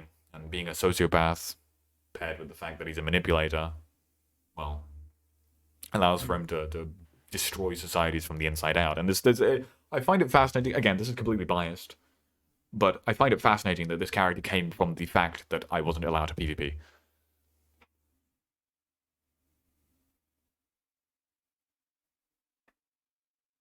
There. I think Mike died. Oh, Linz, what? Yeah, sorry. I was reading the chat Lynn sent. Lynn Yeah, I dropped says, off the. yeah, Lynn says, yeah, I dropped off the mega edit because it was all trash with the chats and the music and everything on the VODs. Yeah, well, I'm sorry to hear that. Yeah. My fault, G. Jeez. Dude, I was so excited with how my character was gonna be contrast to yours. That We'll never cover, really we'll, happened, we'll but cover, I mean, that's the point why we're doing this. We want to cover it yeah, all. it's gonna be cool. It's gonna be cool. That I think, yeah, that's the part I'm most excited about. The stuff that didn't happen. Dark just says in the chat, I was supposed to be banned on the Cloud SMP. True. I'm Yeah. going to quickly cover the story. Essentially, around about the time, the season 1. So around about that time, when Dark first joins, the town hall of Spawn Town is griefed. It is blown up, and they had an anti-griefing tool because we were on Fabric, where they could see who placed what, and essentially it came back to Dark. That Dark was the one who blew this up. And before this, Dark had built some pretty cool stuff. He built this little bamboo base next to Spawn Town, which I thought was pretty fucking cool, and I noticed that. And Karma, DG Karma, the same DG Karma that we were talking about at the earlier parts of the stream, wanted to ban Dark. And I was the one who essentially told Karma, like, listen. I mean, I was mates with Karma because of, like, Omnia and all that shit. I was like, listen up, bro, listen. There's no reason for someone to join an SMP, make this really fucking cool build, and just grief. So I voted for Dark, and then it later turned out that Dark's brother was the one who went on his account and griefed. So, yeah, Dark was meant to get banned, and I was the one who stepped in and said, nuh-uh, and convinced Karma otherwise. But, yeah, you were meant to go Dark. There's also a side story here with Demise. As Demise just mentioned in the chat, I was supposed to be on Cloud, LeMayo, he says. Oh, yeah. No, yeah, Demise. Demise was meant to be on Cloud. So around about the time when Season 3 starts, Demise was rumored to be joining Cloud SMP. And Ayote, he was a friend of Ayote, and I'm assuming still is. He basically was presented as this really, really good PvPer. And so, in my mind, oh yeah, this really good PvPer who doesn't like capitalists or something. So me and Florida started preparing, because in our minds we thought like Technoblade was about to fucking join the SMP. And I was shit at PvP, and so was Florida. And so we were like, fuck, we've got to like prepare. We've got to like prepare to go to war. And then Demise never joins. But in the process, we get a shit ton of materials out of desperation, so. Dark says 07 Crubs, thanks for saving my ass. Of course, man. Any day. Can you imagine an alternate timeline where Neo wins the election? That is actually crazy. That would actually be fucking nuts. Yeah. Oh, I'm gonna turn my chat on again. Although there's no point because it doesn't show up prior messages because Twitch is weird. It's cool just seeing it on paper like this. It is really cool. It's cool to see it coherent as well. I hope you do like the sort of edited version where you put all the people where it's meant to be, and I'll sort of post that. I'm literally just gonna remake it again, make it more like organized. Oh, okay, fair enough. With all then. the copies of everything. Yeah, but like off camera. Makes sense. When do you plan on doing that? Gun pointed to your head. Right now. Right now, W. Oh, Demise right is now. 1.19, I think would be similar PvP skill. Oh yeah, this entire server, by the way, for anyone who doesn't know, was on 1.19.2. Random funny story says Dark. I knew Ayote because I was watching her streams like 2 months before, and before I joined Cloud SMP, I didn't know she was on Cloud SMP.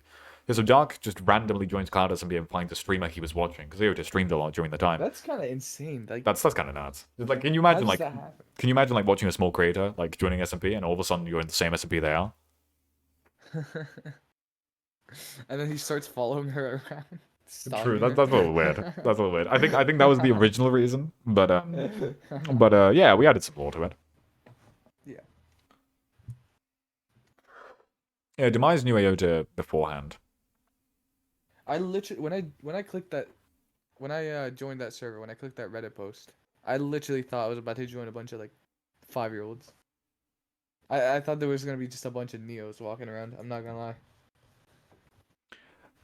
This reminds me of the fact that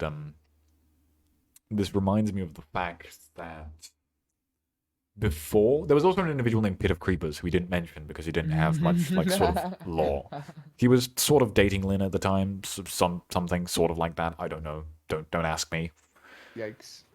Yeah, a bit of a yikes. But something like that was happening, and Pit of Creepers was around and then wasn't during Ad Astra. He sort of just faded away into obscurity after just deciding to rage quit because you bullied him too hard. My words, not anyone else's, because that's just what happened. L Pit of Creepers, if you're watching this. All that sort of shit. And I remember before Cloud started, so my experience with Cloud was, obviously there was a Discord server before Cloud SMP. And before the release date, everyone was talking in the chat, like, what are they gonna do, and all this sort of bullshit. And I remember seeing you, you and Pit of Creepers talking that you both want to make, like, rival kingdoms. Oh my god, yeah. I thought I was talking to like a child. Like I was just playing along with a child. I mean, you're technically not wrong. I mean, yeah. Technically not false. Yeah. And I think with how you imagined everyone to be children, it's very funny because I imagined, like, I was scared of VCing. This was again, I would not be the character that I am now. I would not be the person I am now if not for this SMP. If not for this and Ad Astra. Because I was so utterly different back then. I was scared of VCing with DG Karma. Because our original... Me too, actually. Me too. Our first sort of venture, and this was before Simple Voice Chat, by the way, so this was Discord VCs. Our first venture was, I met Karma on my first day by him being like, hey, do you want to go hunt ghasts? And I was like, yeah, sure. And we go over there and I'm like, I'm thinking in the back of my head, please don't ask me for a VC. Please don't ask me for a VC. Please don't ask me for a VC. I didn't want to communicate. And Karma was like, hey, do you want a VC? And I was like, yeah, I suppose. And it was extremely awkward, but eventually as time passed, me and him became pretty fucking good buddies. And yeah, again, DG Karma is on Spotify if you want to find him. He does some pretty fucking banging tunes. I have them sometimes playing on my streams because he said I can use it and shit, so that's pretty neat. Demise, I was the one who gave you the role. I was literally the one who gave you the role.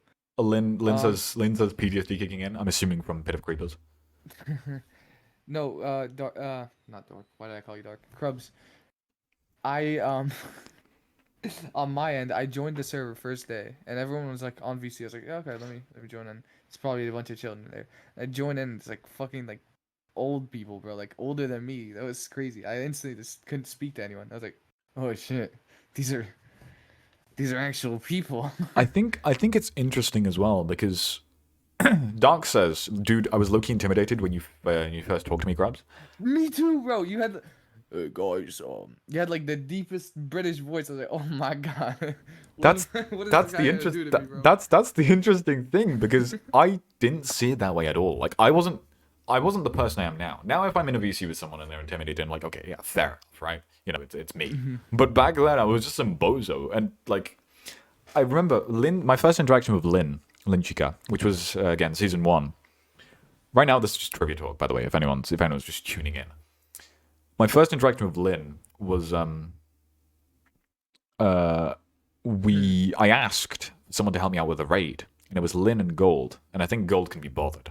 And so Lynn stepped in. Me and Lynn go do this raid. I was the first person on the server to have a netherite sword, by the way.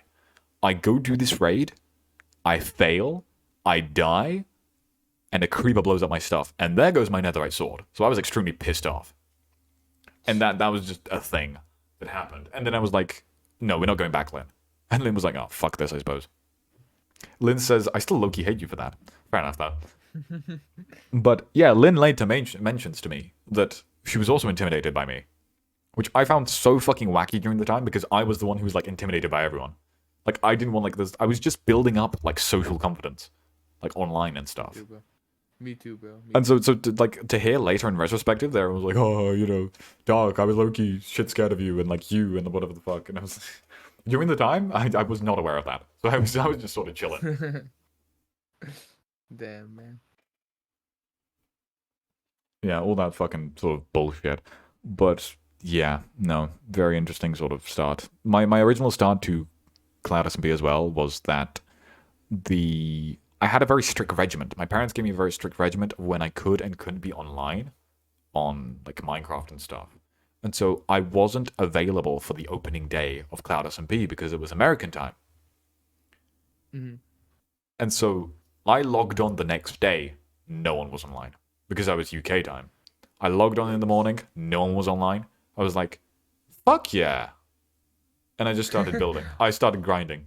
I thought to myself I was gonna be the guy from the shadows who just sort of like arises, right? And like, geared out and shit. And then Karma, because Karma's a fucking degenerate apparently, and also just even though he's America, he hopped on UK times anyway, which is like either super early or super late for Americans. And we just sort of took off. And I think one of our first interactions when we first like created Omnia with this sort of ideal of this sort of capitalist empire where we did hold the entire like sort of economy and all this fucking bullshit. We went to Gold, who was a simple fisherman at that point. He had a little beach next to Spawn Town and he was fishing for stuff. And we made a contract with him saying like, hey, listen, we will give you this in exchange for this, and you're not allowed to sell fish to other people. Because apparently during that time in our minds, we didn't think about the fact that anyone else could just start fishing. But whatever. That's pretty cool. Demise, I was the one who gave you the role. Hey, Demise said, Mike, was you there when we ended up killing creepers for my role? Dark says, but I must say, after Krubs talked for the first time with me, I instantly got like 50 plus confidence, and after that I was chill with you. Oh, yeah. Demise says, well, hopefully the old Omnia is proud of the new Omnia. Hopefully. Yeah. Well, is no. it? I mean, I don't know. I am technically the old Omnia, I suppose. I don't know. I think the new Omnia did well. I think everything, like, throughout all of that sort of shit, did well. I'm trying to think of any other, like, sort of trivia that we had during Cloud SMP. Do you have anything in particular? No. Like, any sort of moments or whatever? There was a lot of. I remember most of my moments consisted of me running around looking for people, trying to. Because remember, oh yeah, okay. Spawn Town was empty at one point. No one was in Spawn Town at all, and that was when I became mayor. Oh, I And I was see. running around and I was looking for people to join like Spawn Town because I wanted to build it up. Yes, yes, I fix it remember. up. And I remember just a Yotir following me around, like Mr. Mayor, like interviewing me. Oh, okay. That's funny. Demise, no, I wasn't there when you actually killed him.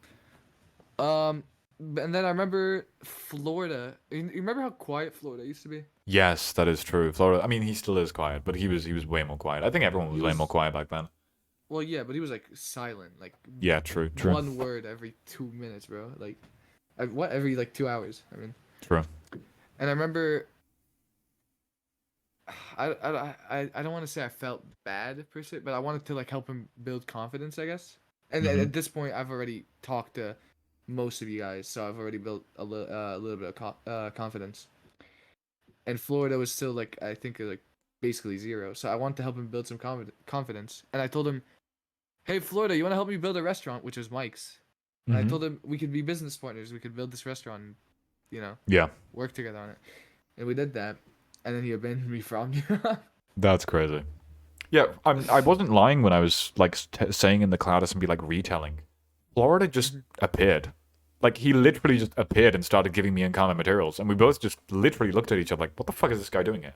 Fine, sure, you're part of our kingdom now, lol. Yeah. Yeah, that's yeah. I think there was another thing I wanted to quickly mention, and Oh, I wanna. Sorry, yeah, go on. Can I cut you off real quick? Yeah, cut me off. I have the Cloudles saved. I mean, they're on the server. I want to show those off a little bit. You think that'd be Sure, cool? I can. Do you want me to bring them on stream now? Oh, you can just put them on the fucking thing. Yeah, go ahead. Yeah, I'll bring them up. Dark Anderson says there was one interesting lore piece that got forgotten, but that I referenced in Ad Astra. There was like this lamp that Dark used to communicate to whatever it is I'm going to explain next. Sort of recap, or sort of Ad Astra recap. Spade System says, Spade Flame says that seems to be a Florida thing. True.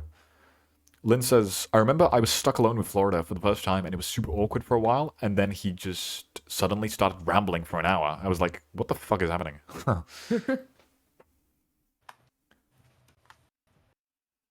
Yep. Let me bring these up real quick.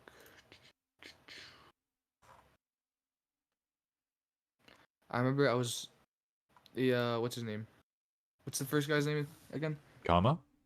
No, the first guy. Beat us. Yeah, BDOS.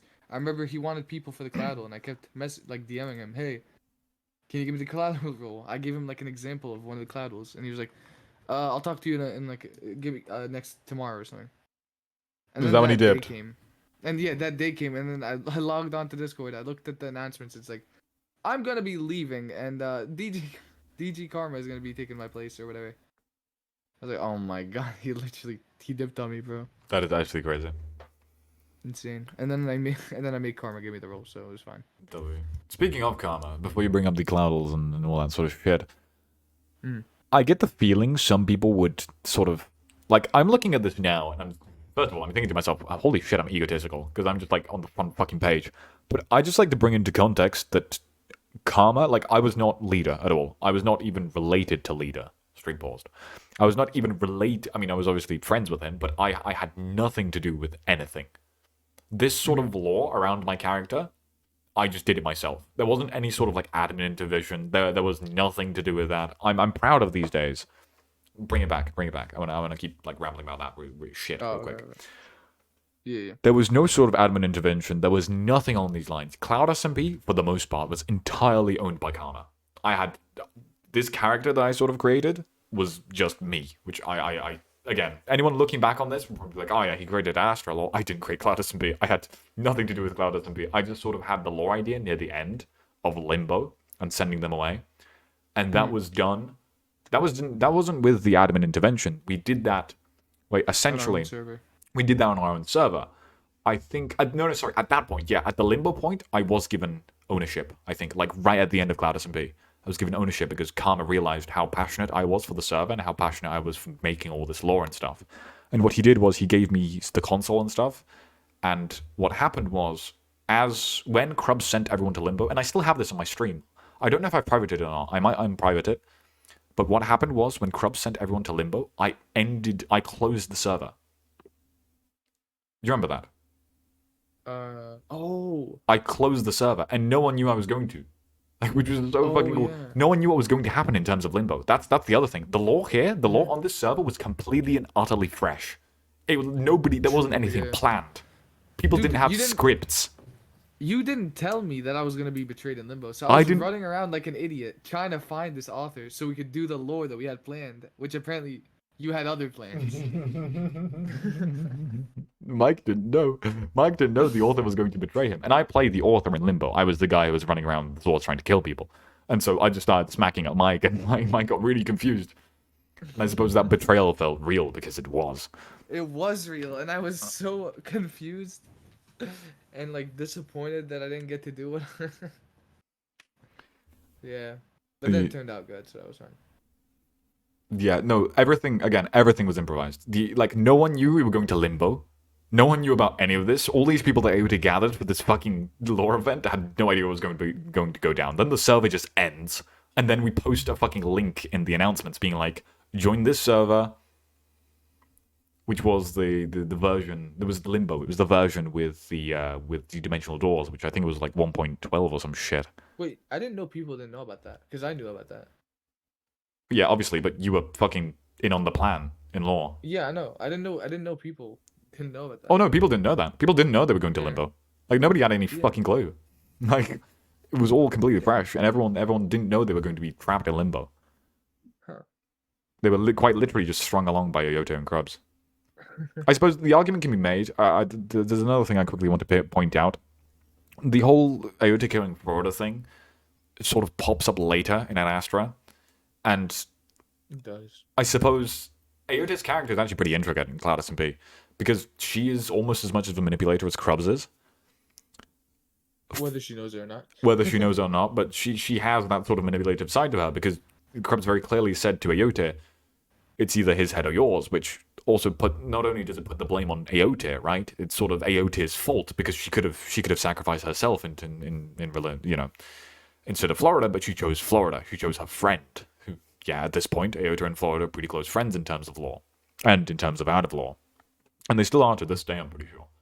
So yeah, that was completely fresh. And again, Aota was the one who strung up everyone and sort of brought them to this lab where Krubs turned on the machine. And I suppose you can make the argument that Krubs knew that Aota would do that because Aota, he already knew the way Aota was and he knew that she was persuasive, right? So you can sort of have it under the thin layer that like, yeah, Krubs knew that Aota was going to be the one who rounds up everyone because she is convincing. That sort of bullshit. We also let Mike tell Aota, so. Yeah. Well, I find that extremely interesting as well. Sorry, one last bit. I found that extremely interesting with the way that everything was in terms of the limbo event, like laid out now, like all neatly. It's pretty cool to see because you can see all the steps that I took in order to, like, it makes sense. All the steps that I took in order to sort of get people into this room, all the steps that Krubs took with the mask We specifically. missed something. What did we miss? We missed this because I was about to talk about this. This was entirely made on the spot by me. You could actually see on my stream because I was going around in creative. Everything was going to shit, and I had to put everything together. So if you go on my stream, I still have it saved on my channel, Mike Left 65 on YouTube. Okay. If you go on that video, the first Limbo event, part 1, you could see me just going around in creative, teleporting everyone back, going around, whispering to Yotir to do stuff, getting stuff out of creative for people that need it. Like that whole stream, I was just fucking like tech support, bro. And there was stuff like the pages ripping that I made up entirely on the spot. I didn't know about those. Yeah, no, because at that point, I thought I needed to have the book because I needed to talk to the author. Because I didn't know I wasn't supposed to not talk to the author. Uh-huh. And at that point, I was like, "Oh shit, I need the book. I don't know where it is. I think you had it or something." Okay. And I went in creative really quick. You could see on my stream. I went to creative really quick, grabbed like 2-3 pages, and I was like, I took the pages after ripped or something. And it was entirely on the spot. And we missed I didn't know about part. that at all. Like if I knew about that, I would have mentioned it. I had no fucking clue. Oh yeah. Oh, Really? but like Damn. this is the first time I'm hearing about that. Really? Okay. Yeah. So, Dark had the book, and then Yotir had it, and then it went missing. We had none of the three of us had it. It was probably like on Snowwolf or something. Oh, okay, dude. and I needed, in my mind, I needed to have the book so the event could go on. So I went on creative as fast as I could, and I grabbed it, like 2-3 pages, and I gave one I think to Dark and kept one for myself. And it was as if the book ripped. And then I don't know how you didn't know this because you played along as the author. You were like looking at the pages like I need these. or Oh whatever. yes, shit! I remember that. Yeah. Yes. And it was like, and yeah, I had those pages, and that affects the story later on. in an Astro, yeah. I suppose In you an can add Astro. that you can add that when you're doing the whole revamp thingy. Professional. Maybe add some proper drawings. Maybe not. I don't know. I don't care. Another Yeah, I thing, will. the last thing, I said that like 5 times already. Last thing before the cloud. I wanna talk about Snow. Lynn says we should pay some tribute to Wolf's attempt to talk to the author. Then Demise like, bro, Snow. So Snow Wolf was this individual who they joined randomly because I think the way that Karma set up the way that Karma set up the mod pack was whoever downloaded the mod pack would automatically have the Cloud SMP IP. For some fucking reason. I don't know how he did that, but Snow just downloaded the Cloud SMP mod pack because she felt like it and just joined the server. And it was like a what the fuck moment for everyone. But she appears, and she has this strange sort of like, listen, I'm going to be unapologetically me in this moment, and I'm just going to bash this random individual on the internet. Sorry, not sorry. I'm just going to give my hot take on it. They had this really Mary Sue character. You know the sort of if you've ever done any sort of role playing ever, you will have this one individual who is like their backstory is that they're some sort of demigod who can fucking do anything, and they came from like these gods, and they're like living in creative mode or some fucking bullshit. Jesus, you okay there? Gods. Yeah, and then this fucking shitty ass Snow individual would essentially just create lore on the spot, like create world building lore on the spot that just didn't make sense at all. And so during the Limbo event, she would come up to the author and start saying some bullshit like creating lore for him that was like not planned at all. She was saying like, I can feel his energy, or like he comes from here, he comes from this place, and like he's not fully dead because this and this. And I was thinking to myself like, no, that's not the case. That's false. Like we were all basically doing that. We were all improvising on the spot, but she was just doing it in a way where she was making our characters for us. Yeah, It was essentially. annoying. It was so frustrating, and literally at one point on that same stream video, I I typed into chat, I think, or I typed to someone or whispered to someone. Can someone tell Snowwolf to shut the fuck up? And then I had to erase it really quick because I realized I was streaming and I didn't want I didn't want the show on stream. And it was the funniest shit ever. Are you still there? What the Yeah, I'm fuck? still You there. shut Hold on. up. I'm just adjusting something. I'm adjusting your volume, slightly upping it. But yeah, no, they were extremely fucking annoying. And during the limbo event, they came up to the author and they started talking to them, like trying to reason with them or something. And I sort of played along with it for like half a second because I was actually you can see on my stream, which I might unprivate after this, but you can see on my stream. The real reason why I was sat in front of her, listening to her, was because I was giving myself strength. I was doing like slash effect to give fucking the author from the author in between fucking strength. And when she finished her fucking like talk, that's when I fucking applied the effect. And she started walking away, and I just like ran after her and murdered her. I think canonically, in now looking back on it, if I had to like fit Snowwolf's character somewhere, I think I would literally just make her like a Tyler Durden. You know that one episode in Rick and Morty where you had the parasites, like the mind parasites. Yeah. That were like a figment of someone's imagination. That's hold on, I'm going to adjust this slightly. That's what I would do in terms of Snowwolf's character. She wasn't actually there. It was just something implemented into our memories. Yeah, literally like fake memories, I suppose. That's literally what I would do with fucking Snowwolf's We could do character. that for a few people. We could definitely do We could do that for a few people. Yeah, we definitely fucking could. I think our Snowwolf for Ad Astra was someone else that. Oh, guess we I were know. on that stream. I know who you're on about. Oh You my already know, god. you already Oh know. my god. Oh my goodness. Yeah, there was a Snowwolf and an Astra as well. That's crazy. I mean, she was literally an Astra, but that's a whole different story. What she did on Astra, whole different fucking story. But she was annoying as fuck in Cloud SMP, and yeah, Mary Sue character. I think her lore was literally that she was a demigod, and her species could literally do anything, and the only reason she came down to this earth was because she couldn't be bothered to do paperwork in this higher fucking reality or some shit.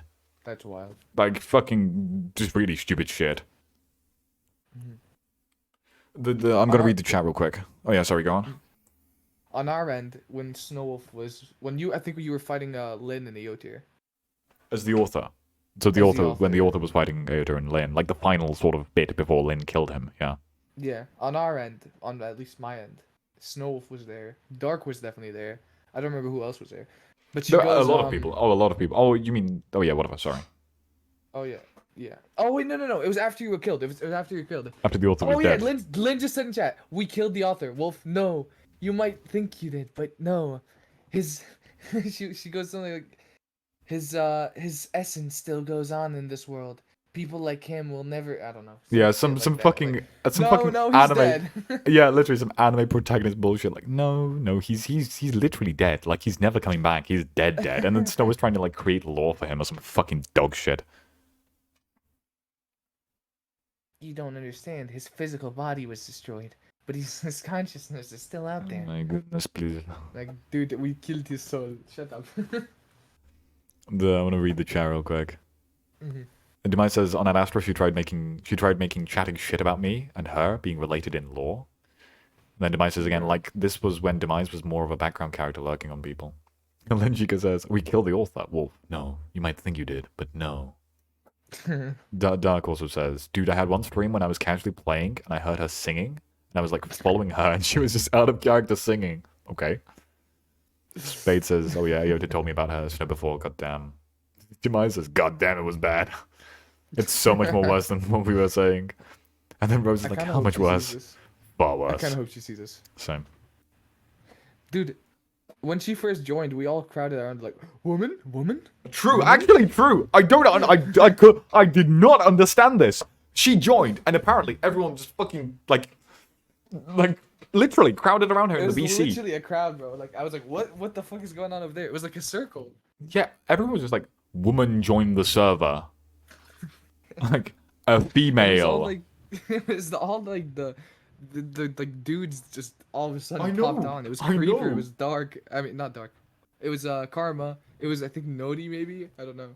Yeah, just like everyone Just crowding all around the this individual. dudes, bro. Just popped Crazy. in out of nowhere. Fucking nuts. And I was confused as well. Like, why the fuck are there so many people in the fucking Discord VC? Like, what the fuck is going on? Dark was one of them. Oh yeah, Dork was there. Rose says, I Oh haven't yeah, seen Dork what it was ages. Women. Oh my god, bro. Because I think up until this point, all of the women were with gold in Icelandic Kingdom. True. True. Gold was keeping them all. Yeah, Unironically, we though, finally that... got one. We had to keep it. Unironically, I don't know how I managed that. How he managed that, I don't know. Having like a fucking... Literally, For all of the Forbidden women. Riz, I guess. Forbidden Riz. Actually, Forbidden Riz. Dude, remember fucking Saul Goodman running around just playing music? I think that was Dark. That was dark, yeah. Actually, so good, man. Alright, let's show off the cloud. Sure. Cloudle, let's go. Alright, we have the first one. I didn't make this one. It was like, the server is open, all that. The general you know, one. all that bullshit. Yeah. What was the second one? The second one's over here. I don't think I made this one either.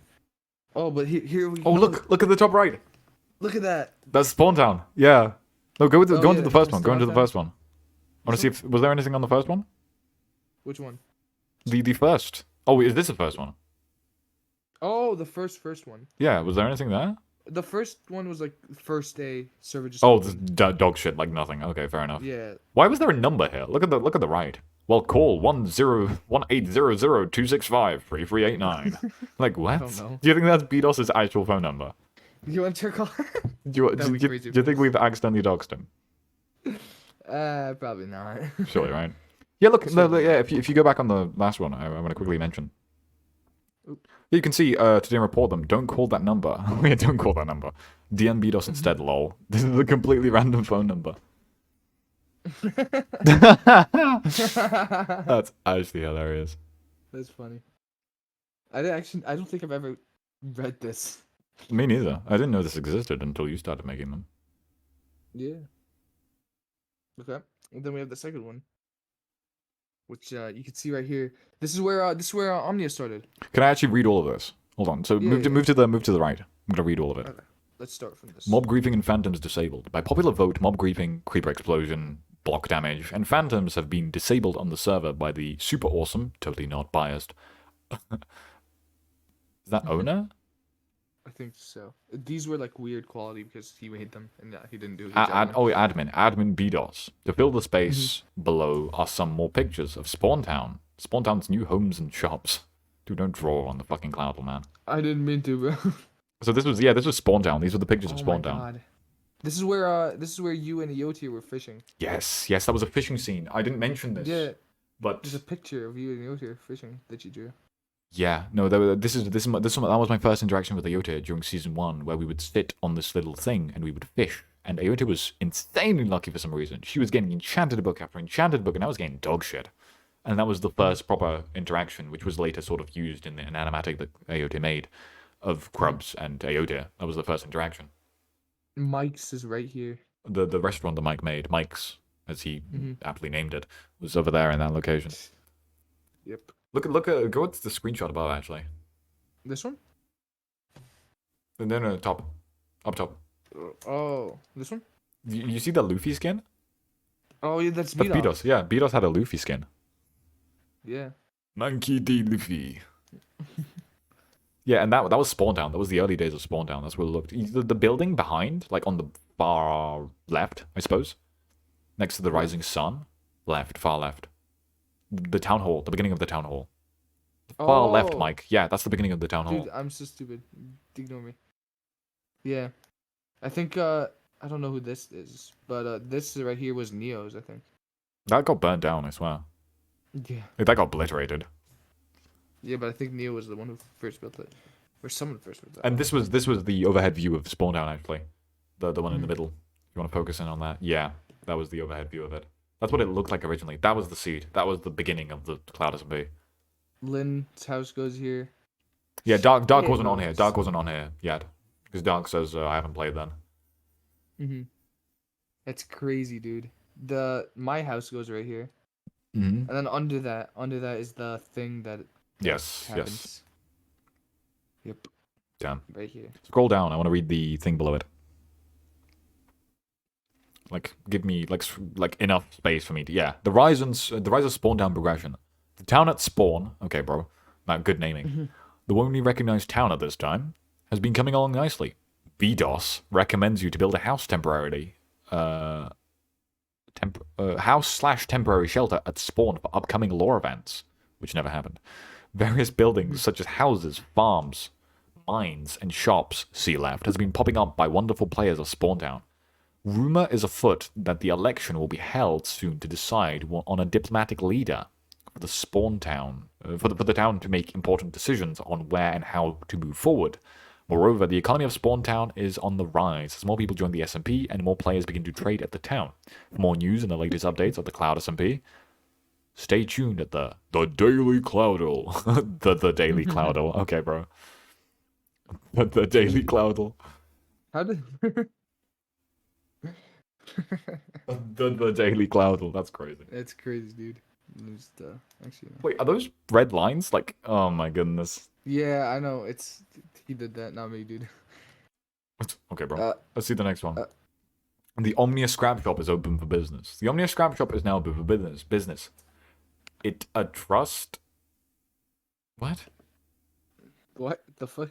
Is a trust scrap shop where you can trade your minerals, materials, minerals. That's as minerals. Oh, okay, yeah. Wait, what? Look, where you can trade your minerals, bro. What fucking minerals am I getting? My fucking vitamins, bro. Like, that's crazy. I can't read this shit. I'll be honest. Yeah, Various it's all pixels, bro. and demands for various items that the owner DG Karma has in stock for those prices. Some examples of the transactions are 1 diamond for a power 1 bow that he found. Another example is 12 cooked fish, not fruit. 12 cooked fish for 3 iron ingots. I'm trying my hardest to read this. The shop uses a trust system, so DG Karma does not have to be there to do the transaction. But do not try to take from the shop without paying, as you will be banned. The trust system the scrap shop uses is unique and makes it the most efficient shop in Spawn Town. And it also has free to use utilities such as an anvil, an enchanting table. Whoa. W. Dude. That's the picture of the scrap shop inside, isn't it, at the bottom? Yeah. What was this turned into? It just stayed there. It just stayed there? Yeah, it wasn't turned into anything. It just stayed there. That's crazy, dude. It stayed there till the very end. Yeah. Dude, oh my god. Does everyone know now that Cloud is still in We'll reveal that later, but yeah, TLDR, Cloud was actually in Ad Astra. Like the map of Cloud SMP was in Ad Astra. This hurts my eyes. Who built that? DG Karma. Anyways, the next one, the third one, is the one I made, which you could clearly read. It's way better. It's actually way better, unironically. The latest news and pictures. The Daily Cloudle, $1. Volume 1, number 3. Great progress. Nether highways have been built to connect places such as DG Karma and Krubs' base. Dude. It didn't have a name. DG Karma and Krubs. It did! Look at the previous one. It says Omnia. Oh shit, okay. And the previous one, it says the Omnia shop. I didn't know that. DG Karma and Krubs' base. That's crazy. An Isolation Kingdom. See? Isolation Kingdom with Spawn Town. You can use Spawn Town's public nether portal to travel between these places. Be careful not to fall in lava while crossing, though. Town Hall has been built. The Town Hall has finally been made for the upcoming election. That's the Town Hall, yeah. For the upcoming election of the Spawn Town president. Whoever is elected as president gets to decide the rules for the town, as long as they don't break the server rules. Get your campaigns ready if you want to run for president. Oh, look at that new statue in Spawn. This still exists. Jesus, Yep. what the fuck? Apollo's gift. That was the first statue I made. That was That's my such first. a cool picture too, with the sun like that. That was my first contribution to the server. It's so cool. Dude. Rosa said, "Who built that? Made by Crubbabuzz." Apparently, Oh. made by Crubbabuzz. Yeah, Listen, Dark Anderson says the town hall was so pretty, and then the statue. I need to rebuild that in Fortis. Dude, Mike, I'm telling you, I will pay you actual money. No, I won't pay you actual money. I'll pay you in-game money to make like a fucking newspaper like this for Fortis. Oh, dude. Sure, I'll I'll try. No promises, but I'll I'll pay you try. in nether ingots, Mike. Fuck yeah. Done. Deal. You heard it here, folks. Isolation Kingdom. Beach, located near spawn. This is what Isolation Kingdom looked like, by the way. This was gold. This was gold base. Yeah, it was a It's so cool to sand see the castle. pictures of this as well. With the shaders too, looks really nice. True. Isolation Beach, located near spawn, has been expanded to Isolation Kingdom. While it's still in progress, the owners, Gold Bonnie Plays, that was his name back then, Fly the Puff, and Linchika reportedly has something big planned. Mike. Reportedly have something big planned. Your grammar has not improved since then. Is that? So, That's crazy though. can I show that? Yeah, sure, go for it. It's on a public. It's pretty much on a public Discord anyway, so who fucking cares? That's karma, by the way. Shoot, That's That's karma. That's what DG karma looks like. Yo. No, hold on. Let's go one at a time. One at a time, Mike. Let's go. Let's start with Mike's foods. What was the title? Arguably What was the title of the whole fucking Cloudle? This one. Oh shit, yeah. A Taylor huge Cloudle. change. A huge change. Dark Anderson says, I'm going to rebuild the Among Us statue, and the statue somewhere on the farm broken down. I also made the Among Us statue. I don't know if it was ever recognized, but I made the Among Us statue in Spawn Town. Oh shit! I thought he was talking about the other Among Us statue in season 2. No. We don't talk about that one. Demise says, Cloud SMP Spawn Town was so nice. Ad Astra looked like shit. I think Ad Astra's looked interesting, actually. I thought it looked pretty cool. I think I like the destruction. I think it matched with True. what was going on. True. Dark Anderson says, dude, Karma is handsome as fuck. Okay, bro. Okay, dude. Yeah, Mike's Foods. Are you hungry? This was the restaurant that I was talking about. This is the restaurant that Mike Yeah. made. I actually built it for you. Yeah, you did. I got was the killed one- back here. Yeah, you got killed in the back. But I built it for you, which is kind of poetic considering the fact that I killed you. Also, zoom in on the fucking thing. Zoom in on the restaurant real quick. Nike. What? Oh, Mike. Nike. Nike. Bro, there's not even like a... There's just Nike. Bro's making a fucking Sports Direct. Dude, it was moved here later. It was, Had yeah. Yes. That's when we properly... But this was the beginning of the restaurant that Mike made. Alright, zoom out. Are you hungry? Tired of eating potatoes and fish? Well, come down to Mike's at Spawn. Oh yeah, there is a little bit of an M. Come down to Mike's at Spawn Town, where we will serve you some of the tastiest mish on... Hello? I'm having a stroke? What the fuck? Some of the tastiest meats on the server, fresh off the smoker. Potatoes mish.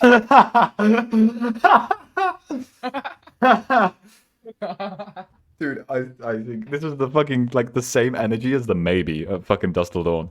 Oh, Maybe. True. Maybe? the mastiest mesh.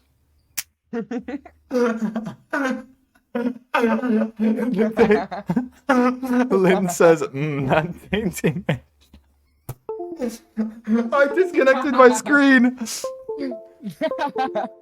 I broke it. Hello, am I back? I think I've... Oh my god, I think I've actually broken my stream. Hello. That's my fucking... That's Spade's desktop background. And it's fucking Screwball Crumbs. That's crazy. Yeah, sorry guys. Hold on. Give me a second. Hold on. Give me I can't... Hold on. Am I here? Okay. Hello. Spade's still here. Spades, I think Spades in the bed. I think she's watching this. Sorry guys. Imagine it was a picture of you. Dude, the fucking... Oh no, it disconnected again! The screen keeps... my the screen was disconnecting for a moment, and it showed your fucking desktop background, which is the Screwball Crabs in the office.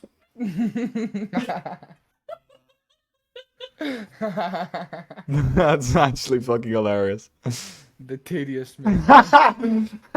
The dainty mish. I can't, dude. I can't. Hold on. I want to... Where is this? This all just like... My entire stream just broke. Why is there Screwball Crabs? Doug asks. Is this fine? Hold on. Did I break something? I think I broke something on my stream. In the process of Oh my god. I literally can't, dude. I'm about to fucking cry. That Christ. dainty mish. Someone clip that, please. I hope someone clipped that already. Well, Demise. if I haven't, clip it. If they haven't, please clip it. Some of that dainty mish. I can't, dude. Yo! What? What the fuck, Demise? Okay. I'll show this on stream later. Hold on. Anyways, let's and go then- back to this. Why is there scribble crabs? Dog says what? Rosa says ha ha ha. Dog says ha ha ha. Rosa's like, what's happening? Demise just laughing as well. He's like, explain. And then Dog is like, dainty mish. Also, that one is the picture that I saw on Reddit post that convinced me of joining the server. Oh, this Cloudle, yeah. New Crub's Discord status, dainty mish, real young man mish. I can't, bro. And then the fucking screwball crab that just appears. He was enjoying some tatey mish. I had a fucking stroke for a moment there. New ruler. Ruler? New ruler. BDOS transferred ownership to the server to DG of the server to DG Karma. As the new server leader, Karma added a posters plugin that can be used for anyone. For more info, ask DG Karma for the commands. True, yeah, that's what he did. And then the Who built tree. this? Me, I built that. Oh, Look, bro, it you have says the that. copper statue. Yeah, Oh, dude, I was the guy in Cloud SMP who was making copper statues. Like I was running around making all these copper statues. I think I'm gonna bring that back for Fortis. I'm gonna start making these copper statues everywhere as well. It was interesting because I think like the lore sort of reason that I had for the copper statues was that each sort of place had a copper statue, and it was like an in-lore sort of explanation for Krubs just like sort of like, you know, sliding under the carpet. It's like not under the carpet, but sliding like under the door, being like, I know about you. Like with the axolotl, like being because essentially it was like the thing that Gold liked the most. So it was sort of in lore. I always thought it was like sort of like Krubs basically being like, yeah, you know, I know what drives you. I know what you hold there, sort of thing. What was Apollo's gift then? Yeah, what did that Apollo's gift, I don't know. False hope, I Can't be suppose. Tree God the axolotl statue at Isolated Kingdom built by Krubs. Yeah. Okay, but what did the Among Us statue mean? Okay, bro. Okay. I think it meant that there was an imposter. Okay, bro. That was actually that was the deep lore of how Krubs was actually the imposter all along. And then in fact the real imposter among us were the friends we made along the way. I hate you for that one. Anyway. Doug Anderson says, Krubs, I'm gonna give you an idea for the statues, but I'll send you a disc. W. Yeah, I actually want to do that, though, in Fortis, like unironically. I have so many, like after like this Cloud SMP recap, I have so many ideas for Fortis. Damn. I want to join now too. Do you know what I mean though? Like the fire, Yeah. like the burning fire of like creating something cool.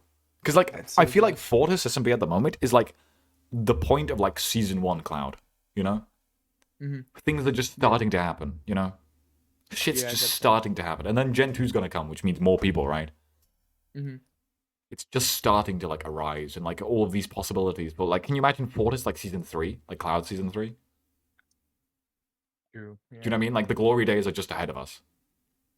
I want to do something in Spawn Town, like not Spawn Town, but something in Spawn for Fortis. I want to make it like maybe I want to connect things a little more. I want to do something that like connects people more and like sort of this feeling of the like Cloud SP had with like a Spawn Town or something. Or maybe I'll give an incentive to like people build something in Spawn or I'll try and do like maybe make, like I said, pay you with like netherite ingots to make like another Cloudle, but like the Fortis or something. Mhm. That could be cool. Dark, you already made a plan for Spawn? Bismillah. Thank God. Unironically, though. Thanks, bro. Because I told Dark, like, hey, I want something done in Spawn. I want, like, this sort of, like, maybe not a kingdom or a town, but I want something done in Spawn. People can be like, yeah, this is cool. Something like Spawn Town, but like a hub. Because, like, recently in my DMM stream when I was building my house, there's a lot of people who just showed up. Like, if you have an area where people can communicate and, like, sort of socialize, easy. They don't have to travel to people's bases. They just have an area at Spawn. They just have a I nice think little. that's my biggest problem with Fortis because It's gonna I'm be. running around trying to find people and I have no idea where anyone is and most people don't want to give away where their bases are. I know. So like I'm like that's sort of what I was like telling now, like pushing like can you make something for spawn? Can you make something that's easily accessible? Like please, maybe. Mm-hmm. I also feel like people. Sorry, I'm gonna go on a bit of Fortis rant real quick. I feel like people in Fortis are too sort of like grr. They're too like I don't want to show my base. I don't want, like. I feel like Cloud was a bit innocent. Cloud was innocent in the sense that like people just built stuff for the sake of building. Like no one was scared of griefing, you know. Mm-hmm. No one was scared of like giving away their base location or something. Isolated Kingdom was just out in the open. It was right next to Spawn Town. Spawn Town was out in the open. Like Omnia was out in the open pretty much. Like we were just chilling. Like no one really cared, but everyone was building all these sort of stuff. It was like a community thing instead of a me, myself, and I. And if other people aren't doing the community thing, fuck it, I'll start doing it. I'm gonna try and like sort of get more of a community thing in Fortis to get people to like build stuff and sort of hang out at people's stuff and like make towns and stuff, all that sort of shit. I want to try and push Dude, for that. You make me want to start joining more. Yeah, no, I do want to do that, and I'm going to do that. I will make Fortis SMP great again. Okay, buddy. Anyways, Start by building a wall, but yeah. okay, bro. Anyways, What to keep the? speaking of presidents, Well, I'm gonna build a wall to keep the Axis and Guardians and Neos out. Neos. Neos. Anyways, back to the Cloudal. Election. Yes. Vote for Mike as your president. Elections are coming up, so you better, Ricardo. I was so proud of this dude. I don't know why I was so proud. So, alright. Speaking of making fucking Spawn Town great again. Dude, okay, listen. When I made this, this was back when I first started I had a Photoshop class in school, and this was when I first started that class, and I first downloaded Photoshop, and I was so proud of making this. I was like, dude, I'm putting what I learned into use for Minecraft. That's crazy. And I was like, I thought for sure this was gonna get me the win, and I guess It kinda did, yeah. So, as you can see in the middle of the fucking Cloudal, it says that Karma added a plugin for posters. Yeah. And that poster that Mike made there with the American flag and Ricardo and whatever the fuck was actually used in game. Yeah. That was actually used, yeah. like, that was actually put around Spawn Town. Yeah, it was. Oh yeah, I grabbed Neo's by screenshotting it right here. Dude, those are the Among Us, like, twerking gif in the background. As an American the- flag. Yeah, I know. Out of twerking That's Among crazy. Us's.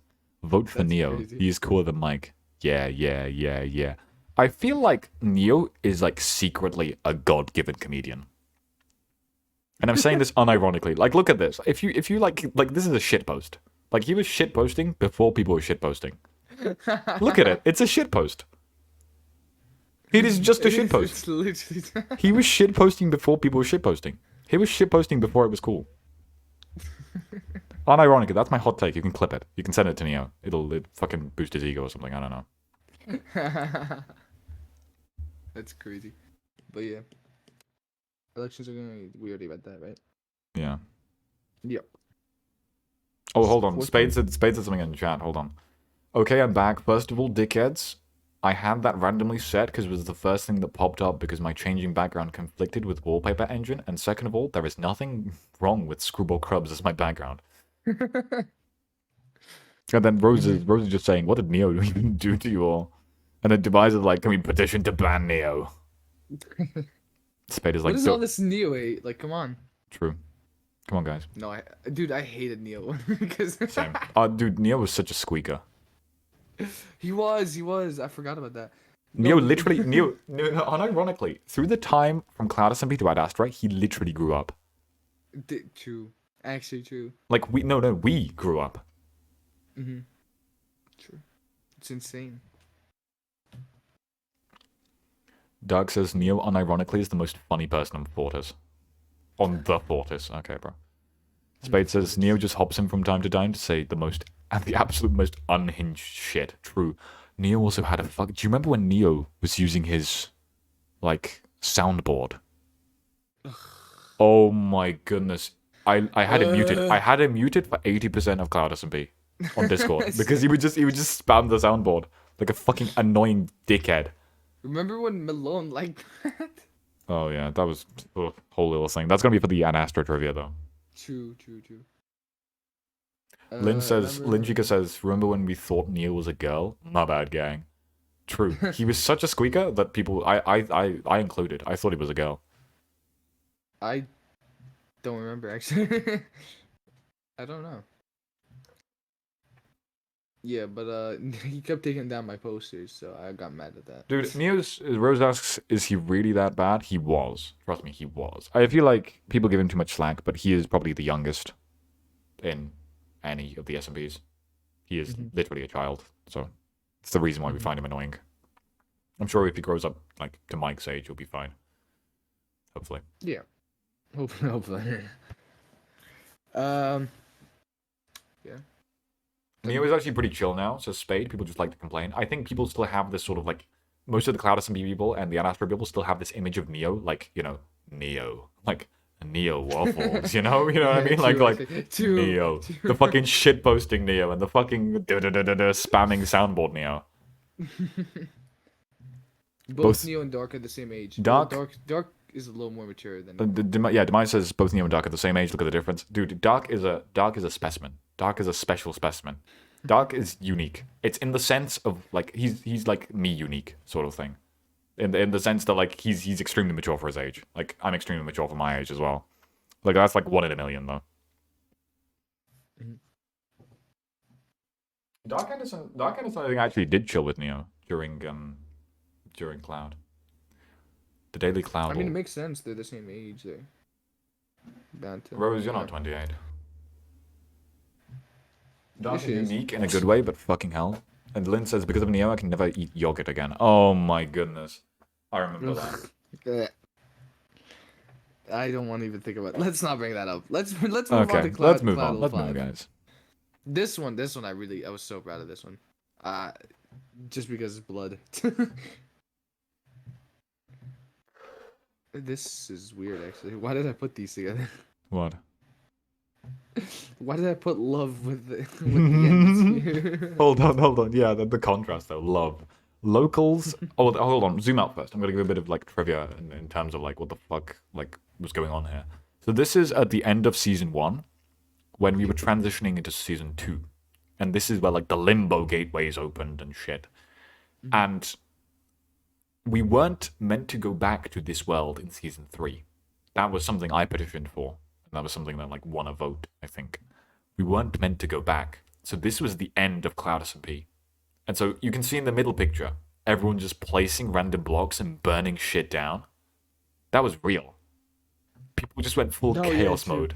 That was true, yeah. People literally went full bonkers crazy mode and started blowing up houses and like obliterating stuff because it was like they thought they would never come back to this The place. end was here, bro. The end is here. Like, what else are you supposed to do?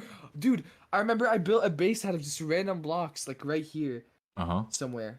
I don't think it's in this picture, but it was somewhere around here, like behind this block. And it was just a base out of random blocks because everyone was just going around killing each other. I was trying to fucking True, hide. true. Literally the purge. It was just chaos and madness. Anyways, back to I love. think I placed all these blocks. I took every block I had. I just placed them around. Love. Locals are starting to couple up on the server. People like Gold and Sly and Creeper and Lynn. Oh boy, are getting together. The reports are saying that Lynn and Creeper's relationship is rocking at best. That's actually nuts. Love is happening on the server tonight. What? Bro, what the fuck? Yeah. Hey, yo? Dude, Mike, what were you smoking when you fucking wrote that? Love is happening on the server tonight. Meanwhile, chaos. That's insane. And That's yeah, so hold on. wild. No, I had a bit of trivia actually. So Creeper and Lynn are no longer together, obviously, because I don't know. There. And Gold and Sly, you mentioned, that were coupled up. Gold and Sly are still together to this day, I believe. Yeah, They're still going strong. dating. Mhm. They actually met on Cloud SMP and they started dating, and they are still That's dating. insane. That's insane. Gold doesn't play on that Astro Fortis, like he's no longer around, but Sly is still, and I'm pretty sure they are still together. They are. I just talked to him a few days ago. Gold. Yeah. Oh, I I just haven't wanted to talked pop him, in and say hi. ever. Yeah, I know. I don't think he was a big fan of me actually. I don't remember. Lynn says they are. Can confirm. Yeah, so that's a bit of trivia. Total chaos. Rifts opening worldwide, swallowing the world, are causing chaos everywhere. People are saying it's the end of the world, while others are gathering their belongings in hoppers saying we are crossing dimensions and this is the only way to transport items. Oh, dude, shit! Oh shit! Yeah, I remember that now. You brought your trident, didn't you? Yes! Yes, so essentially, when we were allowed into Season 2, Karma said, okay, put 5 things in a hopper, and these are the things that you can take into Season 2. And then, in Season 2, he said, nah, fuck you guys, you can only take 1 thing from the hopper. And what I did is I took my sword. So you know how my sword on Ad Astra was called, I think, Till Flesh Do Us Part? Right? I named that trident at the beginning of Cloud SMP.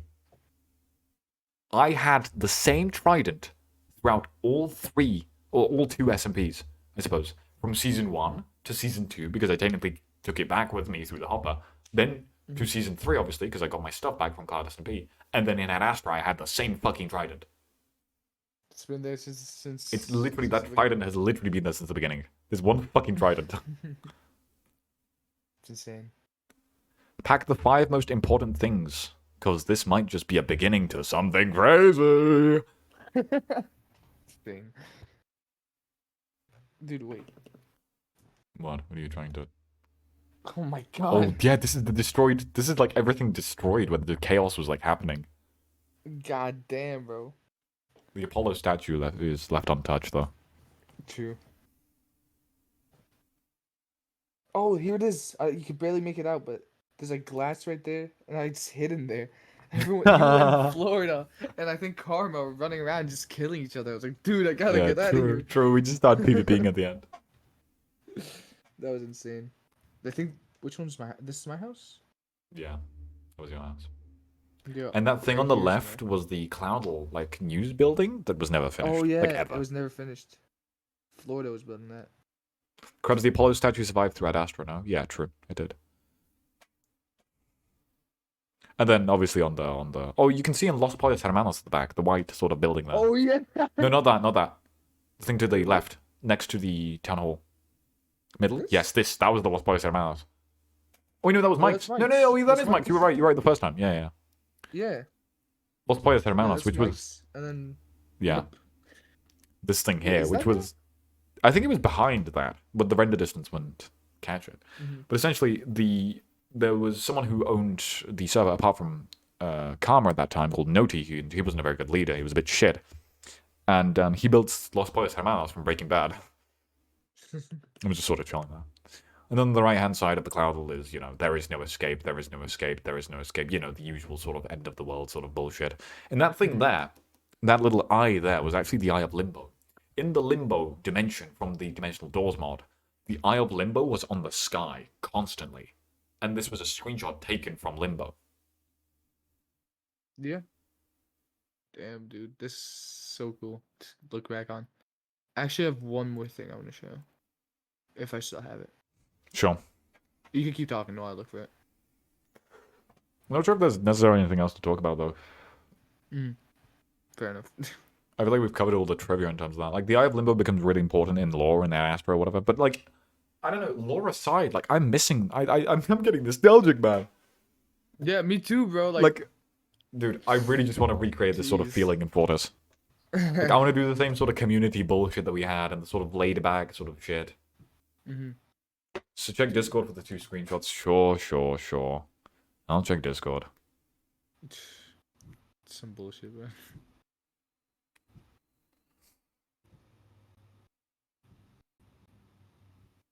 Dude, I think I want to write up... Dude, I think I want to... Dark says, dude, I think I want to write up the Dark lore ideas I had for Dark in Cloud SMP Season 2. Fair enough. Demise sends me a screenshot of Karma sucking off Demise. And then he sends a... Oh, dude, this was infamous. This screenshot right here was infamous. Oh, yeah, I hear you. Put it up on screen, actually. Put the second one up on screen. Let me bring it out.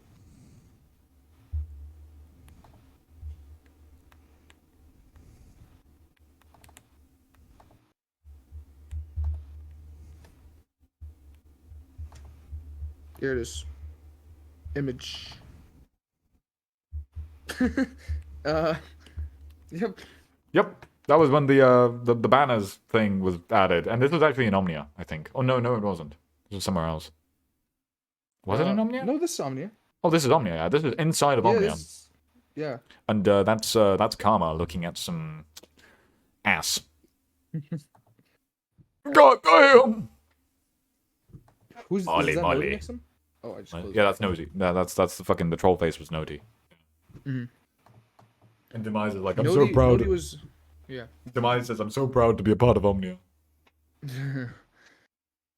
Yeah. Dark was what? Not Dark. Karma. Why do I keep calling Karma Dark?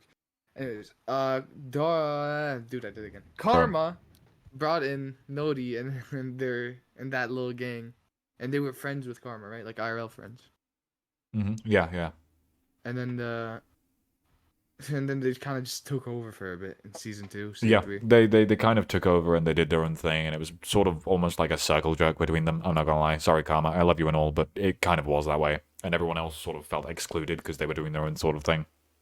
Those are the dark times. That's why season 2 was dog shit. Those are the dark times. Mhm. Should I make this the thumbnail of my stream?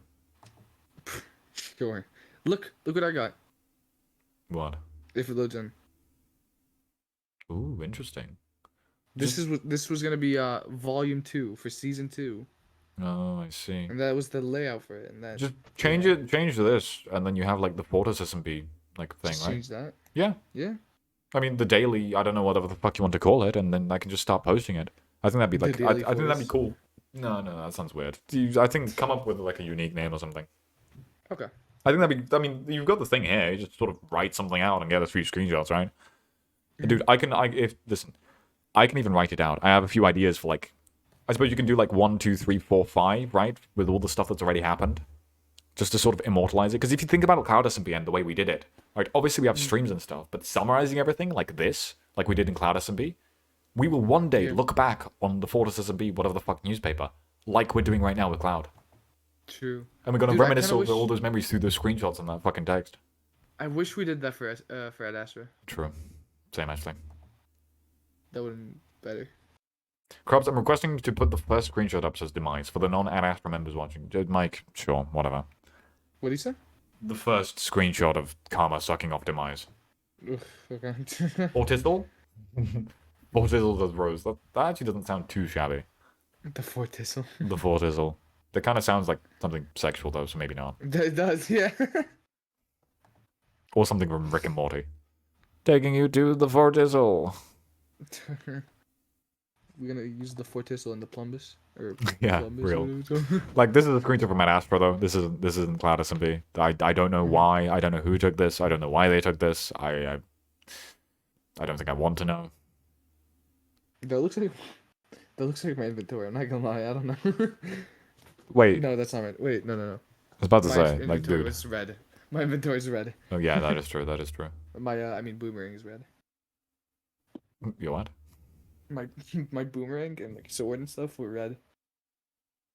I think. Yeah, whatever. That exists, I suppose. That's Ad Astra fucking trivia though. Uh-huh. True. Yeah. Yeah. And anything Damn, else? Anything else to recap, I suppose? Anyone else in the chat who is in Cloud SMP who wants to recap anything in particular? Yeah, Dark, I agree. Dark says, I feel like Ad Astra too much like a serious scripted series. Yeah, that's why it failed, I think. Mm-hmm. That actually didn't really have any seasons, did it? It was just one season. No, just one Or season. like one thing. Yeah. Yeah, I'm gonna polish this up, Thanks, make man. it look a little nicer. I'll post it. add I think all I'll the- post it both on the Cloud SMP thing and on Ad Astra. Mhm. Maybe on Fortis. Probably also on my like sort of Discord. But Yeah. I think that's it for today. I think that's all the trivia I could milk out of this sort of situation. That's all the story that we have. True. Yeah. Trying to think. I feel like we're missing something, but I feel like we are missing something as well, but nah, we'll probably think of it after the stream ends and be like, oh. True. and then forget But about I it. think all the main shit has been sort of like talked about though. Yeah. Is there anyone we're missing? Like some obscure character that just was there, but like. I mean, surely, right? I think. Who though? Like other than the Noti gang. There's someone I feel like we're missing. Who though? I don't know. Oh, okay, never mind. It was no one really important. Who? It's Sly's brother. Oh, Cal. Oh, yeah, Yeah, Cal tried setting up a fucking law firm. yeah. Slowcat wasn't even on the SMP, was he? He No, tried getting it. He was in oh, he's season in 2. season He was two. in season 2, but he's Season two fucking... doesn't exist. Season Yeah, 2 doesn't exist. Season 2 was a fever dream. yeah. Slow cat. Damn, bro. That is crazy. The wild. Well, yeah, I don't know. The only thing I can say at the end of this stream is it just makes me really determined to do some really cool stuff on Fortis. Me too, actually. Yeah, damn. These were different times. Anyways, Yeah. yeah, thank There's you like all. things that. Yeah, sorry. Go There's on. things that I never heard about. Like this is the first time I've heard about some of these things. Demise says, drop the world download. Ah, Demise, the world download is on my PC. I am in Germany without my PC. When am I going back to the UK? Who fucking knows? You're not getting the world download until I return to the UK. Fuck you. All right, yeah. Plus, it would take me like 5 years to fucking put it into a zip folder and send it to you wherever the fuck. I literally think there is no place on Earth that will fucking send that big of a file over, because that Astroworld was so fucking big. Email? Lynn says I asked first. You'll get it as well. Like I said, I think I literally told you, Lynn. Like I'm in Germany. You know. Mm. Krubs, if there is anything I can help you with the plan for making Fortis greater, I'll be there. 07. And then I'll Spade also semi be there. W. I'll give you some admin perms, and you can, you know. Anyways. Spade says, sorry guys, I'm not letting him leave Germany. I kind of hoped Spade would just start like banging on your door. Why? Because Well, that would be funny as fuck. sorry, Spade. Anyways. I need the world download to blow up Spawn. Demise needs to live his fucking Minecraft fantasies out. Anyways, on that bombshell, I'm ending today's stream. Thank you all for watching. Thank you all for staying. Thank you for enjoying. It was a rocky start at the beginning, but we learned from mistakes. We did a pretty interesting recap here. Mike is going to refurbish this and revamp this. Thank you very much, 07 Mike. And yeah, we talked about trivia. We had a lot of interesting memories return to us, to any of the Cloud people. And this is the final Cloud stream ever, I suppose. I named it the Final Night Astro stream, but we haven't even... That's going to be next stream, I suppose, or one of these next streams. Yeah. Stay tuned for Fortis SMP, lol. I have a lot of stuff planned for Fortis SMP, but I'm waiting for the J trial. But in the meantime, while I'm waiting for the J trial, I do want to do stuff like what I mentioned with Dark, right? Create like a spawn area, create like a public hub, make more stuff for the community, do like a Cloudle to get more people sort of intrigued through this. This sort of community sense, instead of everyone like hiding away and like acting as though war's on the horizon when there is no war, like no one's fighting each other, no one's doing anything. Yeah. Dude, we had three Four attempted big wars guys! failed. Alright, dude. 3 attempted wars failed, bro, or cancelled, or like some Well, in shit Cloud. happened. In Cloud and True. Adastra and everything. True, We true. never had that war. We need that war. Don't worry, Mike. We'll get the war. Eventually. Yeah. But I'm gonna go get some Tatey Mish now, so. Tatey Mish? Yeah, same, honestly. Tatey Mish. Hold on. I'm live on stream. I'm renaming. Listen, everyone who's on the stream, I want one thing from you, and I want your, like, bios on Discord to say Tatey Mish. Consider it done. Tatey Mish. Clear tomorrow? No, don't clear. Tatey Mish. My war trailer. You got a war trailer? Oh yeah, Lynn made a war trailer, but I didn't even know this. Well, we can do that for the trivia for Ad Astra. Whenever if she sends you over, we can do that for the trivia at Astra. Like, because Yeah, obviously Lynn, we're send going it. to also be covering. I want to split it in either 2 or 3 streams, or either 1 or 2 streams. Sorry, for the next one, where it's either going to be all of Ad Astra and the story, plus what we were meant to do for Ad Astra. Because I want to finish off where Ad Astra is meant to go. Because that's the point of these streams. Or I'll do one stream where it's all the Ad Astra story up to the point where it was cancelled, and then a second stream basically explaining all of the stuff that was meant to happen. Also, someone please clip the Tatey Mish thing. and let the screwball crabs just appearing. Yeah, alright. That's it for today. Alright, I've been Crab01, this has been Minecraft65. Thank you all for watching, thank you all for staying. Bye. Bye-bye, good night. Have a wonderful rest of your day, night, dusk, dawn, wherever you are, whatever you're doing. I hope you enjoy it. I hope it goes well for you. Spend time with the people you enjoy spending time with. Do the things you enjoy doing. And don't forget, Cloud SMP exists. Alright, I'm off. Peace.